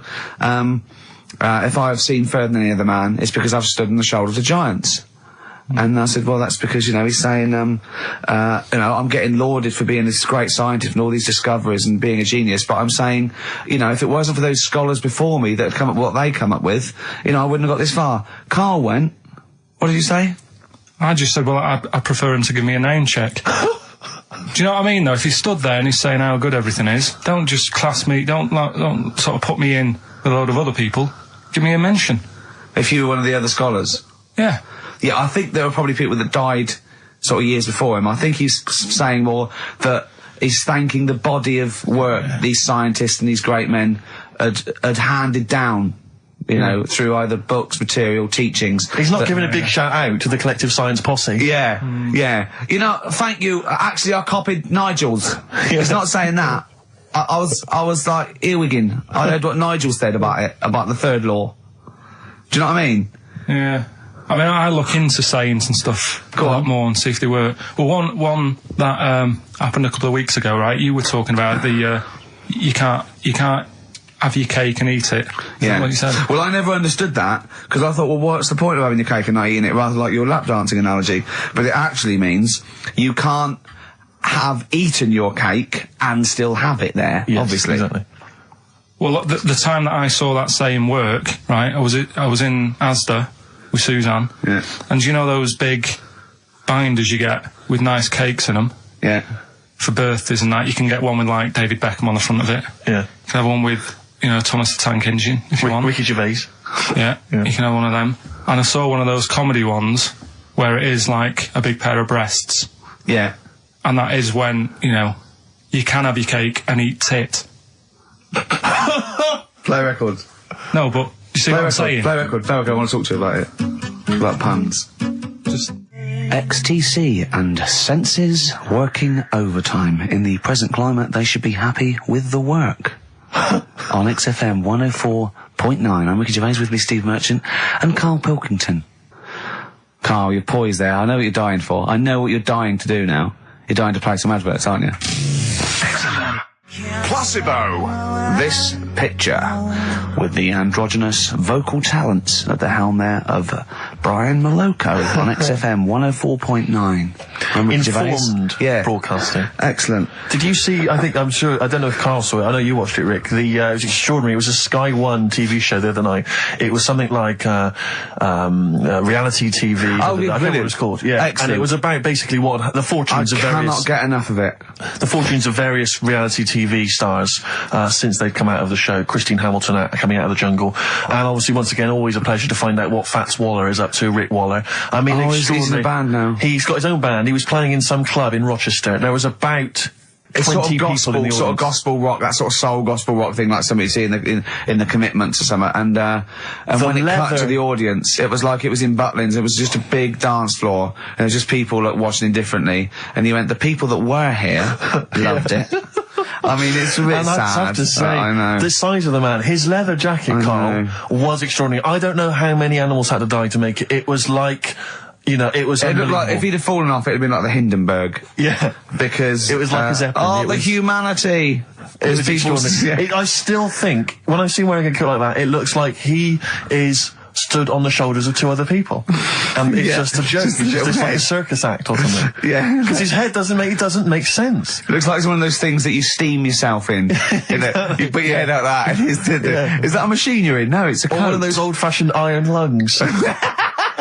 Oh dear. There were some magic moments. But there was a great, because once again, I mean, I missed a lot of the first series of I'm a Celebrity, Get Me Out of Here, but it showed once again the moment with Darren Day. Darren Day, a lovely guy, but that moment where he went off and sat on a rock and came back and he'd written a song. I know. Which he just, and I can't, it was sorts of things like, I'm in a hotel room in another town. I know, don't. And it was like something you'd write when you were 14. It was unbelievable. They showed it again. It's just stunning. I love songs you write when you're 14. It's like your first sort of like song where you know 3 chords, and it's always stuff like, there's a man, he's a lonely man, take a look at him, he looks a bit like me. Yeah. It is me. It's that sort of thing, like when you want to play it to someone and you want them to go, my God, you're deep. Yeah. My God, you're brilliant, aren't you? And that's about you, is it? Oh, yeah, it is, yeah. I have to say, this is such a terrible confession. When I was doing a school play once, when I was about that age, 15, right, there was a girl who was in the cast with me, right, and she sort of, she was giving me the eye. I was thinking, well, I kind of thought she was, right? And it was class. But there was another guy there as well. I was sort of competing for affections. Oh, no. And he was quite a witty guy. His name was Scott Hansen. He had long blonde hair. Exactly, yeah. And I thought, well, the way to impress her, because I was 15 or whatever, I thought I was pretty smart. I sat in one of the adjoining dressing rooms, reading a copy of the philosophical book, Zen and the Art of Motorcycle Maintenance, which I didn't understand, but I sat there reading it in the hope that she would walk in and think, my God, you're reading Zen and the Art of Motorcycle Maintenance. You don't go with the crowd. You don't want to come next door where we're talking about nonsense and people are flirting. We're talking about the Bangles and Curly Whirlies. You're in here saying, look, just, if you want to come and talk to me, you're welcome, but I'm not... I'm a thinker. I bet you thought you were Kwai Chang Kane, didn't you? I thought it was like she'd think, Jesus Christ, I've never met anyone like him. That is genius. And I remember the one time she accidentally walked in, she went, oh, sorry, wrong room, and left again. And that was it. Sorry, at 15, so this is about the time you took to wearing a bow tie to impress slightly people. Younger wearing a bow tie. I love that. No, I used to watch a lot of Harold Lloyd films, and he always seemed to do very well. I love it. I love the idea of at 15 you going, well, it's time I went to wooing. Right. Right, on with the bow tie. Where's the Zen? Where's the pipe and my bow tie? It's a time I got me a bow. Yeah. I love that. But songs are great as well. And the other thing you do, sort of when you're about 15, 16, is start writing songs about, like, the world's trying to take a piece of me. Hey, you think I'm going down? I'm coming back. I'm against against the ropes. They try to drag me down. It's like you want to be Cool Hand Luke. Yeah. They put me in this emotional prison. The man's on my back. Who? Who? They try and take a piece of me. Who do? Well, You're 14. Parents and that, don't they? You're really comprehensive. The teachers. Yeah. I absolutely love it. I still remember a poem. I'll not say his name. We're about 14, 15, and we had to write a poem, and obviously everyone's was pretty rubbish, but we mercilessly took the piss out of this bloke because I still remember the poem, and how he did it is he went through a dictionary and found things with that, and this is a poem, right? Okay, remember? I've remembered this for 25 years, right? The reason why I had to die. Did I bleed the blood of greed? What was my destiny? And when we hear this, we were laughing. I mean, for a year, we would go, what was my destiny? It was just great. I hear it again? I enjoyed the reason why I had to die. Did I bleed the blood of greed? What was my destiny? That's almost as catchy as Monkey News. Oh, God! Oh! I've got some monkey news for you. Let's play a record and come back, and I've got some great monkey news for you, Carl.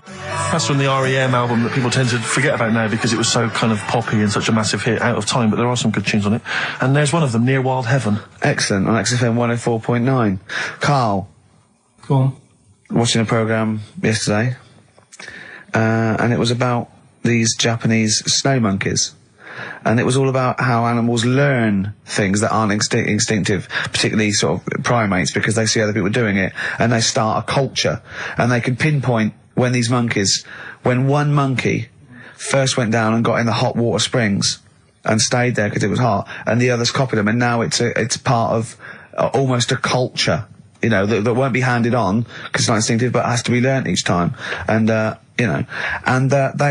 they groom as normal, like other monkeys, right? But they're really intelligent. And, obviously, the reason they groom other people, other monkeys, is because they eat the mites.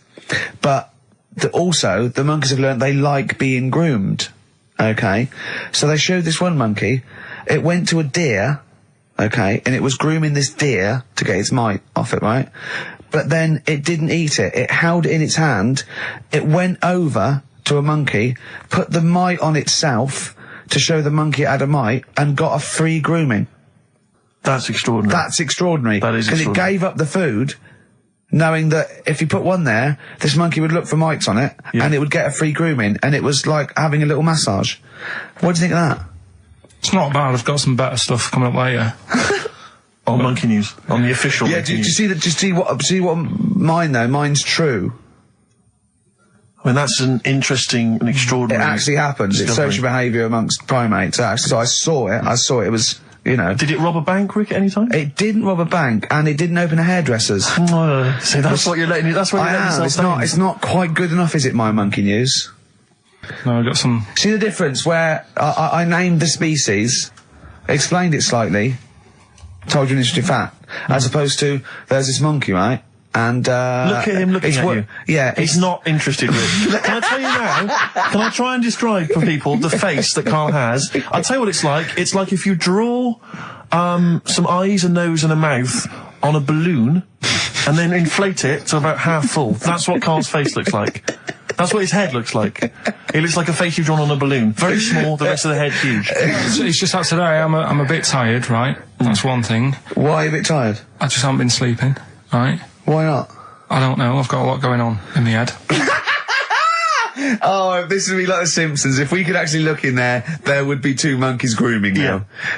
Plus, you've been talking about, like, stuff that I can't relate to and that, so I'm... What, writing poetry? Like what? Reading books? Yeah, doing poetry and stuff. I never did any of that. What did you do? Well, at school they didn't bother. They tried to get us to write more, right? Right. By, giving you a pen? No, they used to give us these school diaries. Yeah. Little red book. And it was a way that they kept an eye on what you were doing out of school hours. Right. So some kids would write down, you know... Stole a bike. Yeah. Burnt a house down. Yeah. But when I was at school, around that sort of 12 age, I didn't get up to much. You have no money, there's no what you can do.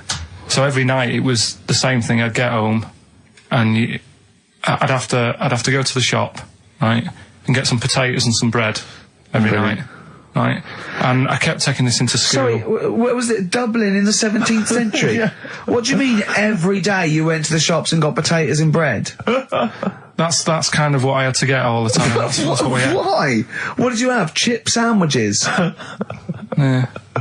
Right, so you went to the... you went there. So I kept putting that. Yeah. I kept putting that in the diary, you know, every night, saying went to Gervais. That was the name of the shop. Yeah.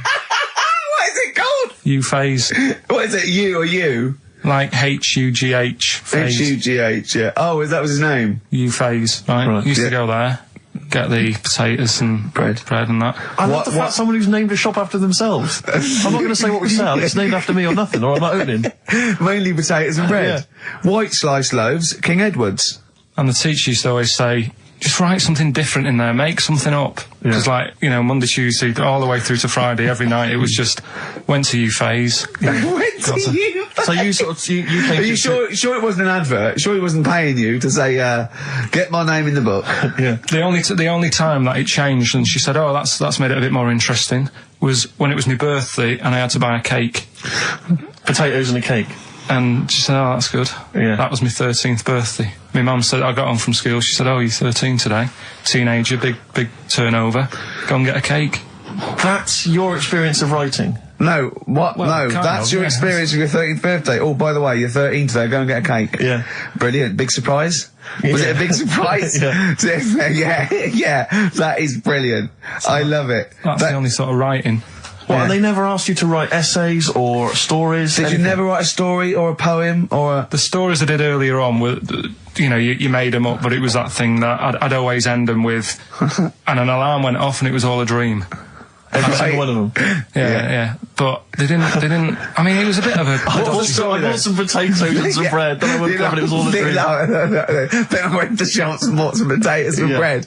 But did you ever do anything that write about an adventure when you were a spaceman, or you were you were a cowboy, or no? All the teachers had scams going on. So in English, right?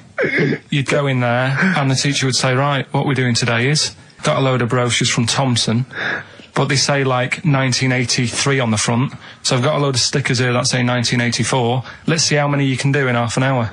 You are joking. Did you go to school with Oliver Twist? Sorry, you are joking. I'm not, that's what they did. So the teacher must have been getting a freebie or something for helping them out.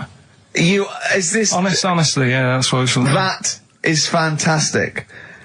They were all at it. They were all, other than Mr. Fagan, you had... Yeah. And then when they saw Karate Kid, they had every kid washing their car going, wax on, wax off, hurry up. Yeah. I'm teaching you something. Wax on, wax off, paint the fence. So I'm just saying, that's why I'm a bit quiet, because you're talking about stuff I can't relate to. And why didn't you sleep last night? I haven't slept well since I was about 12. Do you sleep well, Steve? Well, wait, you can't let that go. I haven't slept well since I was 12. What do you mean? Do you know, a proper... I used to love going to bed as a kid. Yeah. Whereas now it's oh, am I going to sleep tonight? And I sort of wake up about 4 times. Whereas when you're a kid, I remember really loving, going to bed. There was one time where I actually laughed myself to sleep because I couldn't believe me luck. Is something wrong with him? What do you mean you laughed yourself? Have you ever had it when you're really tired and you get in bed and the pillows feel it's all cold, yeah. And it's I can't believe this. Yeah. And it happened twice. Once when I just went to bed and I was really looking forward to it, and also when I helped my dad out once, through the night. He worked at at this paper company, right? And I helped him out, and I got in at about 4 a.m. with him. Got in bed. And I just was I was laughing my head off. I had to put the pillow over my head because I couldn't believe me luck. I was oh, this is great, this. I'm going to sleep. I just have to say, life up north is so extraordinary. No, but you must be the easiest kid in the world to please. No wonder she knew she could just go get a cake. It's sort of what was he expecting to say? He were expecting an extra hour in bed, but we got him cake as well. I love that. Any supper, brilliant. Brilliant, yeah. Your own bed. How long was it before you got your own? What did you used to do before? Just some straw in the corner? No, it's just that thing of when you're really tired and... And do you ever do this with Suzanne now? Do you ever laugh yourself to sleep with her? No, that's what I mean. She can't sleep because you're chuckling away. I don't know what's up with me. I've got a lot going on. What do you mean you've got a lot going on? I don't know. I was talking to the security bloke before saying, do you sleep?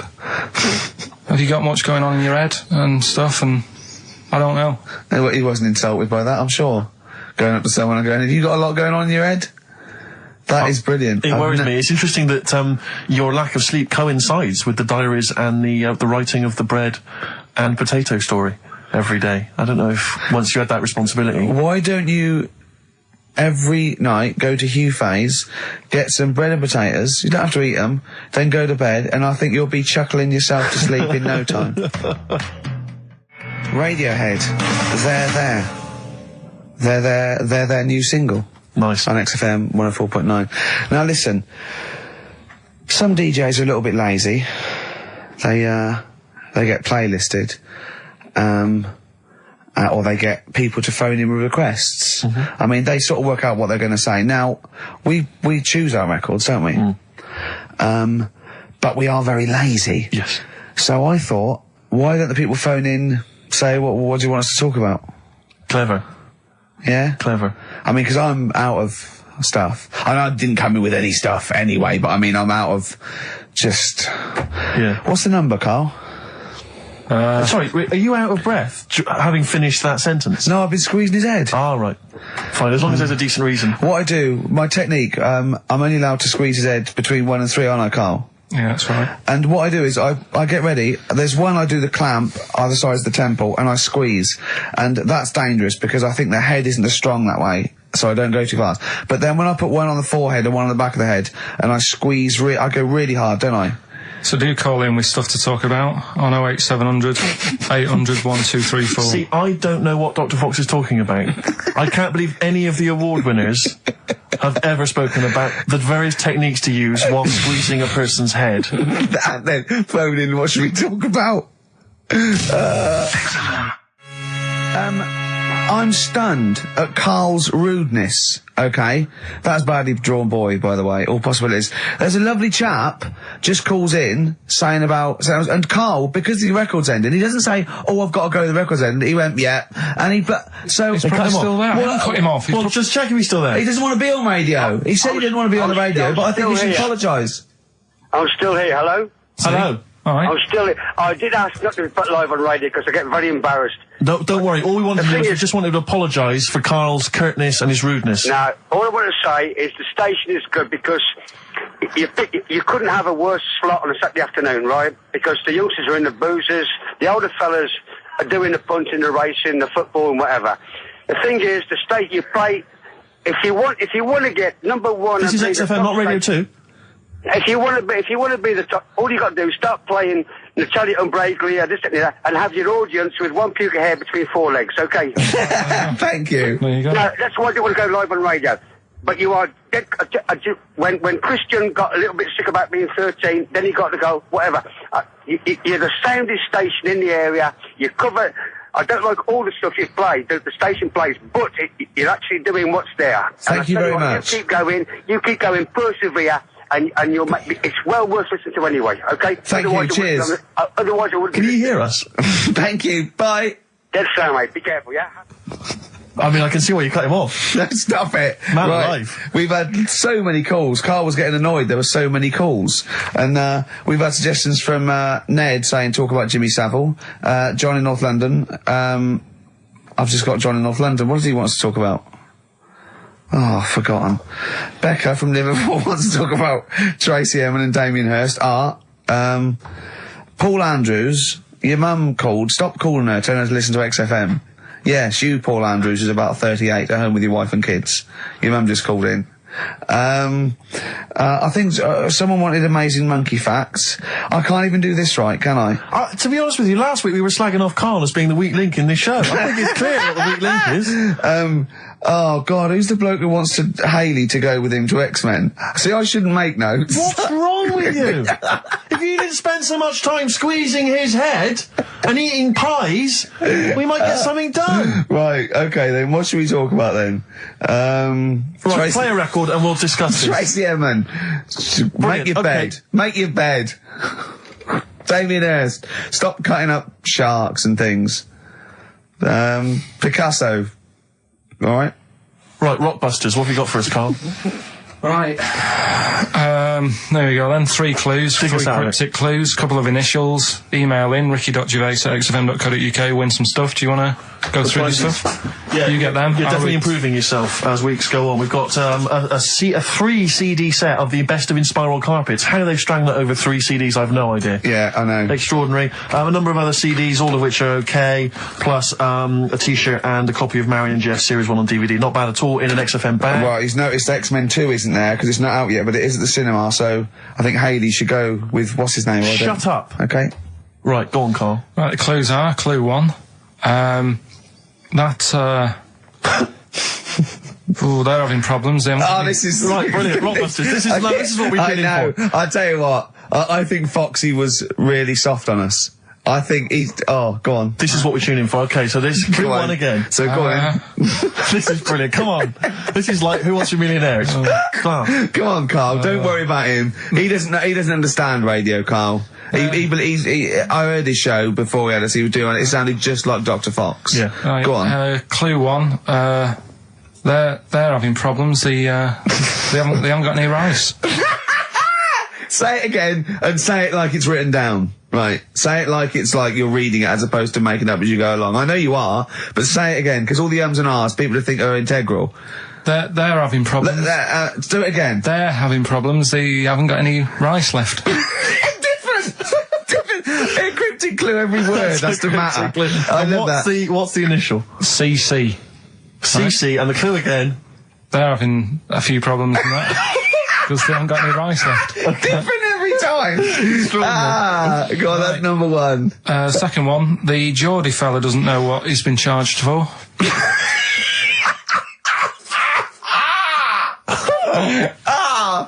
Okay, and what's the initials there? DW. The Geordie fella doesn't know what he's being charged for. Right. And the final one, if he had 2 bricks and he had to throw them at 2 women, right?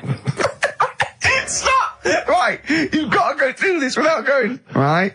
Oh, yeah, just do it again. Just say it again. Think what you're going to say, then say it.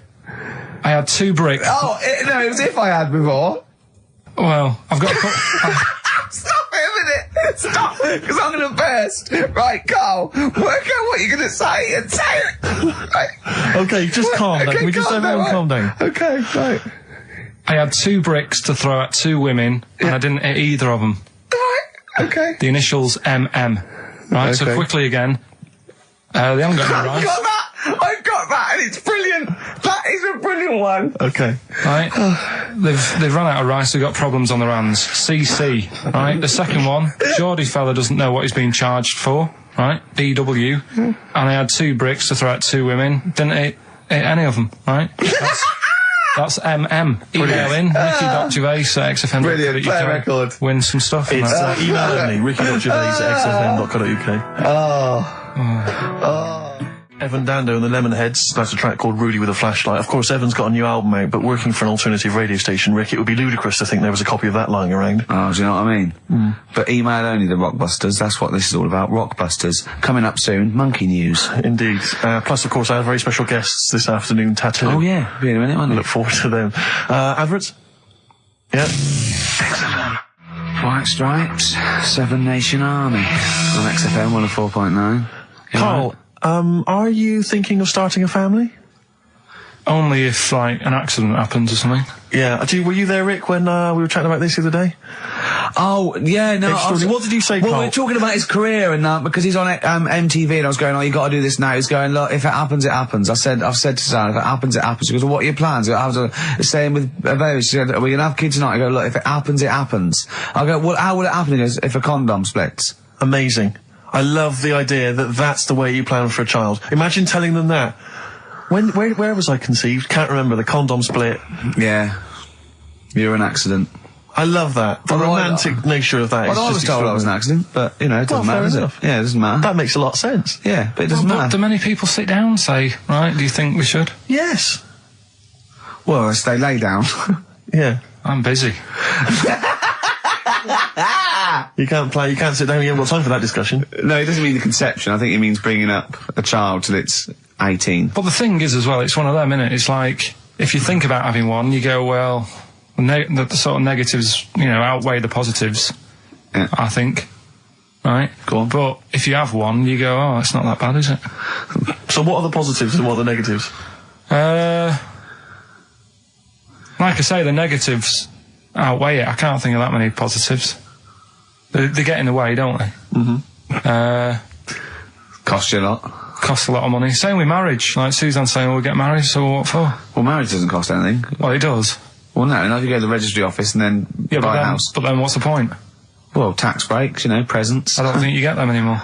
Do you? I looked into that. You old romantic. What would you rather have, a ring or a 3% saving? Yeah. Oh, I love it. I love it. Well, I don't see the point anyway. I got down on one knee and presented with some inland revenue forms. yeah. Just to show the benefits. That is great. I mean, if you are planning it, I think you got to involve me and Steve in the radio station, because it'll be, I mean, you take quite a lot on, don't you? So if you've got a kid at home and you're not sleepy, you haven't slept since you were 12, you've got this, you've got MTV, you've got a kid, you know, it might be one step too far, because I wouldn't want to push you over the edge. Well, go on, sorry. No, I just was going to say, I was talking to Suzanne last night about it and saying, you know, about earning money and that, and she said, well, you're already sort of earn a little bit more than me, so, you know, if you get loads of money, she said, I'd be happy staying at home and doing nothing, maybe looking after a kid. I said, oh, so that's not happening. Right. I said, I could have a load of money now tucked away, I could have won some money and I wouldn't tell you. I still want sort of that check offer every month. Because I get a check offer to sort of pay the bills. Yeah. And I think you need to keep that in a relationship. Sure. Do you know what I mean? Work as a team. Yeah. Yeah, that's not working as a team. Of course it is. Well, no, you share everything. Sharing everything is working as a team, whether you earn most or whether some 35 grand back. It's not like you think that, oh no, I won the pools, but I give her half, she'll get lazy. She'll just sit around the house doing nout. So she's still got to go to work in a job she hates. Yeah. I'll tell you though, she thinks that it'd be the worst thing that could happen if we got a load of money. Because she'd want to go to Egypt, I'm not going. Why would she want to go to Egypt? I don't, that's what I said. No, why would she? Why does she want to go to Egypt? She wins a lot of money. She said it's meant to be pretty good. So the incredible wonders of the pyramids and the Sphinx and so on, that's not of any interest to you? I've seen it though on the telly and that. I don't want to go all that way just to see it. Exactly. Right. Yeah, exactly. That's To experience other cultures, other lifestyles, travel broadens the mind. Wow. You don't. No, not really. You've seen enough different ones here, haven't you? Yeah. There's parts of Wiven. Oh, you haven't seen yet. Yeah. Okay. Well, you don't want to make enough money. You don't want to make a lot of money because you're worried that Suzanne might want to go to Egypt. And then No. And that's going to tear you apart. I don't want to tell her that I'm making a lot of money. I can still tuck it away. Right. And what will you do with it? When are you going to spend it? When you turn up in a big converted limo, goes da da da da da da da da da da da da da. Come on, we're going to bingo. Where'd you get the car from? Never thee mind. Right? Won't you be suspicious? When you've got a pet chimp. You know what I mean? What are you? I mean, yeah. What would you spend it on? Is there nothing that you want for? No, I've never. No, there's now at the moment. Honestly, it's I'm quite happy. Do you know what I mean? I don't ask for much. But you're not happy. You're always whinging and moaning. Always whinging. Clearly, there's something wrong. What if someone gave you? Okay, right. Let's be serious. We're not talking about billions, right? But if someone gave you a cash injection, just a one-off cash payment of £250,000, okay, what would you do with it? I mean, that's too easy, because that should obviously be a house. That should be the best house you can find in London. I probably want to go and see a tornado. Right. That's on your list. Okay. In many ways he's so sweet, but I want to shake him. Can I just point out to you, Carl, I don't know if you know this, but if you get caught in a tornado, you do not whisk off into the magical land of Oz. and land somewhere nice. Yeah, and crush a witch. Still in your rocking chair. Yeah, it doesn't happen. It's quite dangerous. But you'd go and see a tornado, number one, fair enough. Number two? What brochure is that in? That one? It's Texas, isn't it? Okay. Oh. Number two? Texas. So he's got tornado number one. What brochure is that in? Number it's two. Texas, isn't it? It's Kansas, I think, mainly. Well, I noticed someone's emailed here a link for, can you believe you luck, Carl? Monkeys for sale. Now, I don't endorse this in any way, but here you are. Here's a monkey for sale here. Oh, that's terrible. $2,500. It says male, very smart little guy, loves to play and gives kisses, wears diapers and clothes, has been around lots of people and loves them, healthy and loves to eat. Sounds like Ricky. How much is that? Well, it wasn't Carl, because it says loves to be around people. Yeah. There's a gibbon there. A gibbon for... Too pricey, though. It's like that Donald McIntyre programme he did, that Cheapest Chimps programme. He didn't do Cheapest Chimps. He didn't do a programme called Cheapest Chimps. You're saying that, but... Well, he didn't. There's at no point did Donald McIntyre do a programme called... Play a record a minute. Play a record. Oh. Cracking tune. Now, if you're down in Texas, chasing your tornado, this will be on your stereo, surely. Surely, if you're in Alabama, it'd be in... Well, he doesn't go to Alabama. It's Texas. That's where the tornadoes are. Do you not listen to what he says? Kansas. It's Kansas. Lynyrd Skynyrd, of course, Sweet Home Alabama. Always worth a play, I think maybe once a month. Yeah. Brilliant.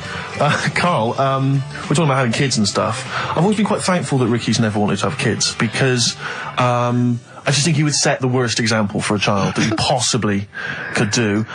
Just in conversation the other day, he just happened to mention that he's taken to eating in the bath. Yeah, well, let me explain something. Right.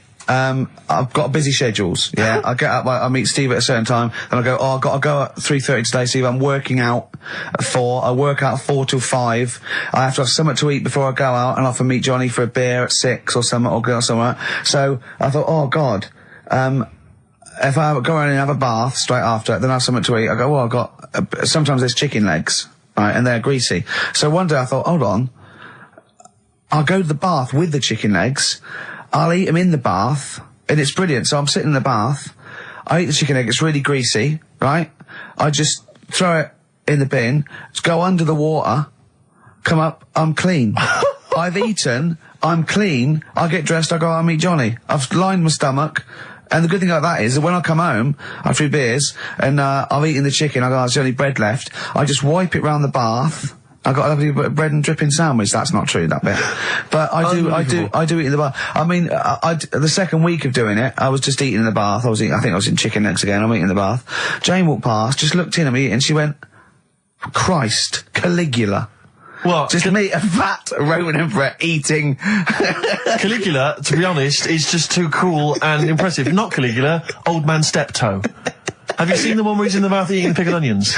No. He sat in the bath, he literally sat in the bath, eating some pickled onions, some of them slip under the water, he fishes them out, put them back in the jar. I'd never do that. No, you'd eat them. You would never, well, they wouldn't let food go by like that. But it's so... But it's the fattest chicken, it's big, greasy slabs of chicken. Yeah. You're throwing the bones on the floor. No, I'm putting them for the wolves to scavenge. Putting them in the... Stop biting your nails, Carl. Not only can you hear it, it's really rude.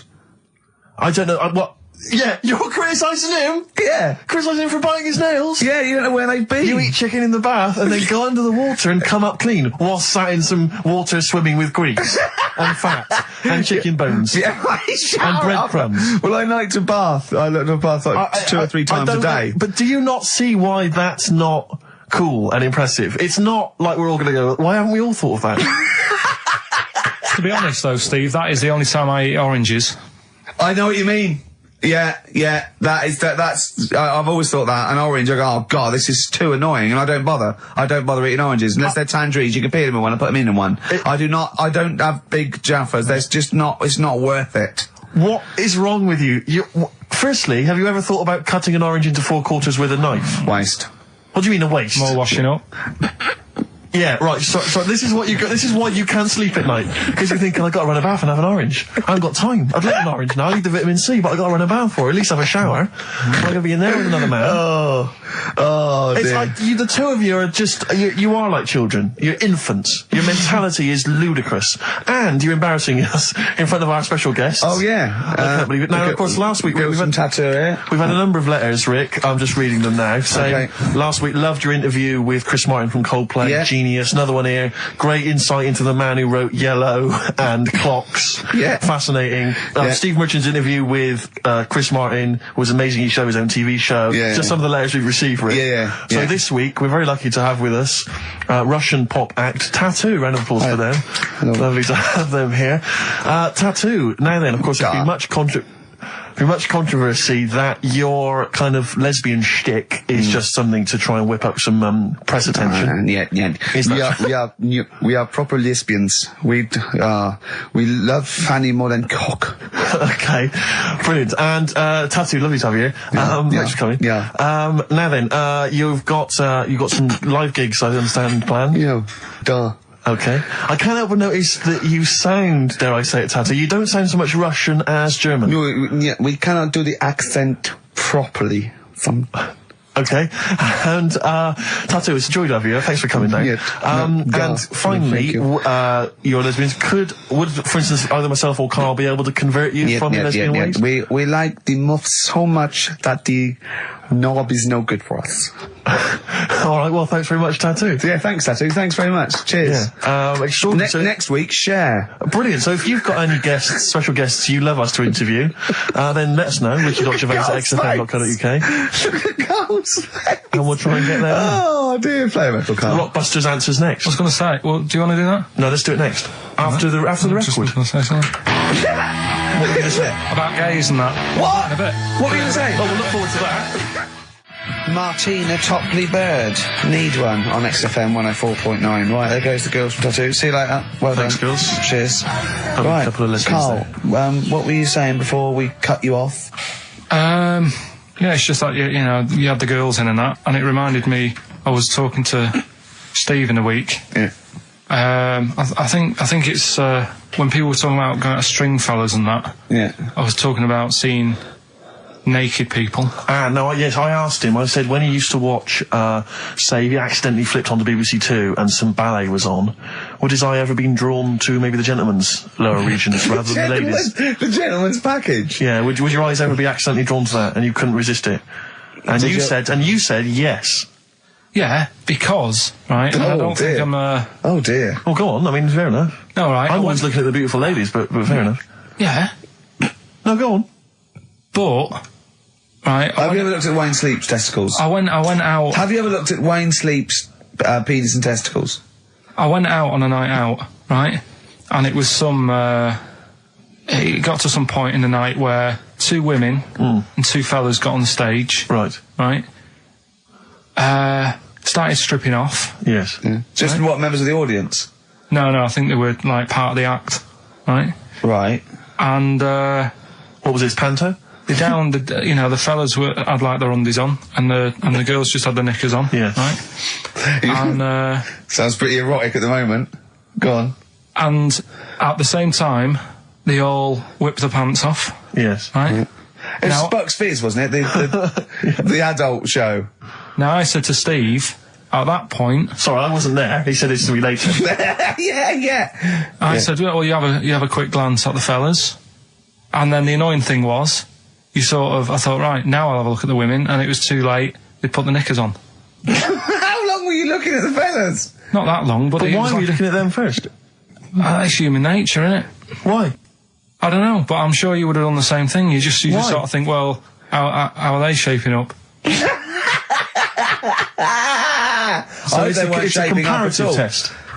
So who had the biggest knob? Which one of the blokes had the biggest knob? No, it's like, normal. But this is a whole new side of you. This is a whole other area. So you look at ballet dancers, you look at the gentleman's. No, I don't. package. I just was, when he said this, it reminded me of this night when I was walking home thinking, didn't get a look. Because I was messing Where up. was this? What event was this where people are stripping off? Carl, I tell you what, you are the most interesting man I've ever met. But are you comfortable being nude and that? We've done this. Well, I don't know what this is. We did this last week about, are you comfortable being nude? No, I know, I was talking you're about probably that. most comfortable being nude. It's just probably not in public. Well, Ricky's only really comfortable nude when he's eating. Yeah, there's nothing to get you know. Yeah, you could just wipe spilt on yourself it. down. Yeah, you just sit in the bath, yeah. No, but I talked about that, and then when I went home, I was talking to Suzanne about it, and she said, "What's all that about? You don't like being nude, right?" And I said, "Well, it's not." It's like I'm part of an Alan Bennett play. It's just, I love the way you talk. Remember once, right? I don't know if I should talk about this really, but Well, that means you should. So go on. Go on.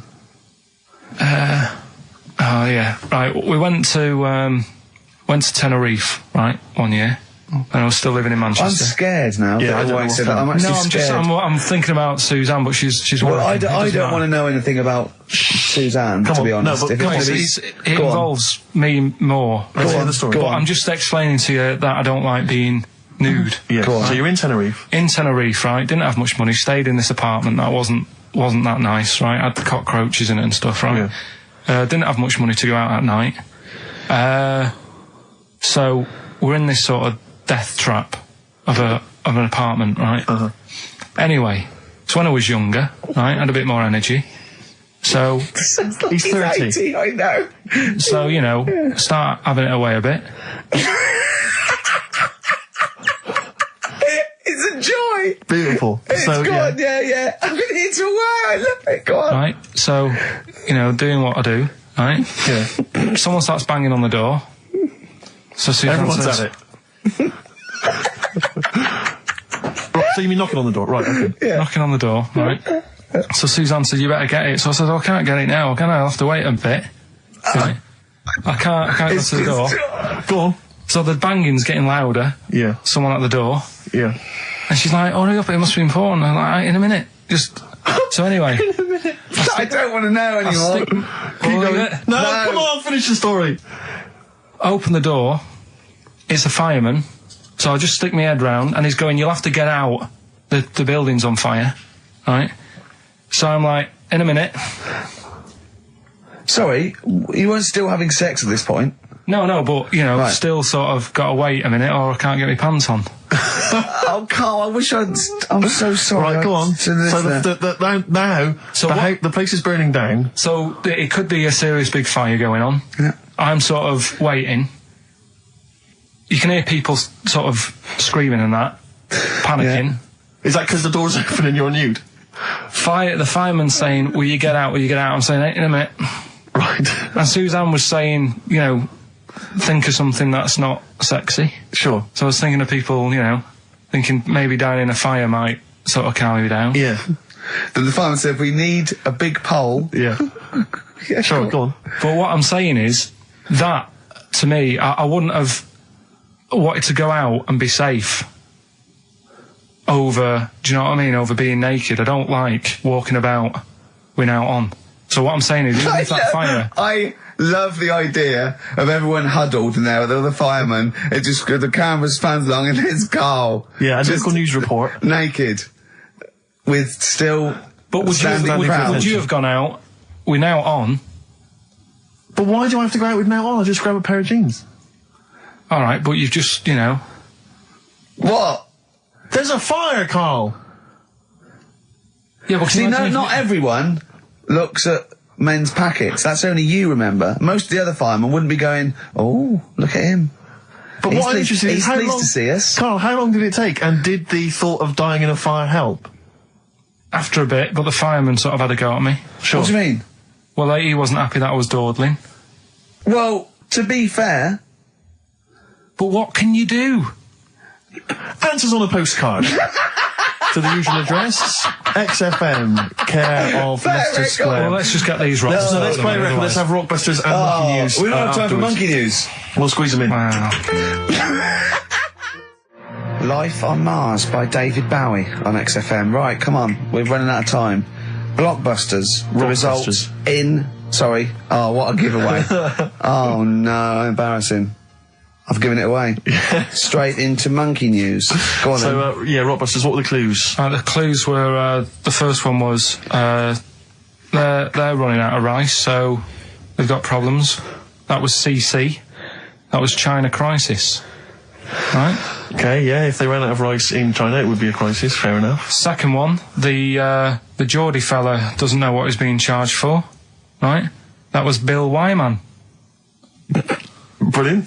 Yeah. Brilliant. And the third one, I had 2 bricks to throw at 2 women, and I didn't hit either of them. That was Mr. I let him up. Those were all right, those. That's extraordinary. The winner, Gina. I think Gina Ferry. Well done, Gina. And the reason I gave it to Gina is because she's included, and this is a wonderful segue, some monkey fact information of her own. She says, apparently, that the group Chumbawamba got their name from one of those monkeys in a room with a typewriter experiments. Someone did it as a joke, and Chumbawamba was a word that was typed out, and that's where the group got their name. And apparently. their lyrics. Absolutely, yeah. Which is good. So let's have official monkey news. Play the jingle. Oh, chimpanzee that monkey news. Right, we've got to be quick. Go on, This is something that was sent in to me ages ago, and I don't know why I haven't done it yet, because it's brilliant. We were talking about monkeys typing, the Shakespeare theory and all that. Well, this is about a little monkey called Marty, right? Basically, it's in some science lab, right? It's in there. It was wandering about out of its cage, right? The lab fella was busy on the phone or something, right? And typical. It's wandering about. It goes up to a PC that's in the corner, a little computer, types down, "My name is Marty," right? So the fella got off the phone, saw this on the screen with the monkey sat there, says to his mate, "Have you done this?" Right, hold on, Carl. Let him finish. Before you question, always let him finish. I don't know what to do. Time's against us, come on. He said, "Have you done this?" He says, "Done what?" He said, "This on the screen here saying, 'My name's Marty,' right?" He goes, "What are you talking about?" As he's having an argument with his mate saying, "You're lying, you did it," monkey's sat there typing, "This isn't a practical joke, my name is Marty." Right, and that's the end of the story? I'm not coming in next week. I think we need a week off. I actually think we need a week off. It's doing a web chat or something. You can go online and have a chat with it. The monkey's doing a web chat? I don't know. Has he got his own website yet? His favourite Buffy the Vampire Slayer? Have a look at that. Right. Do you believe that, Carl? It's all there. No, but do you believe it? Do you believe that monkey could type that and then say this is not a practical joke when he's still arguing? Weird, isn't it? Oh. What do you reckon, Steve? Yeah, well, it's obviously a wind-up. It's a joke. It's not even... You haven't even got some of the facts wrong. It's just a wind-up. Have you noticed the date? Is it April the 1st? It is April the 1st. You are joking. That it was sent. You're an idiot, Carl. It was sent on April the 1st, Carl. So you're saying the monkey knows it's April the 1st, but you don't believe... doing a wind-up, yes. Yeah, I think the monkey has thought, I'll do it on April the 1st so that people think that it's a wind-up. In actual fact, I am a monkey that can type and read. It's a shame you never went into investigative journalism. You could have brought down, the Watergate scandal. Poor Carl. Well, I was thinking of a song that sums us 3 up. Yeah? What are we? What do you think? How would you sum us up? Tricky. Well, young, gifted and black. True enough. Apart from a couple of them. Yeah, well, we're not gifted. No. And we're not very young. No, I'm certainly not. Shall we take a week off? Yeah. Should we maybe just knock it on the head altogether? We'll take a week off and see what happens. Okay. See you next... No, let's not see you next week. See you in a couple of weeks. Yeah. Cheers then, Carl.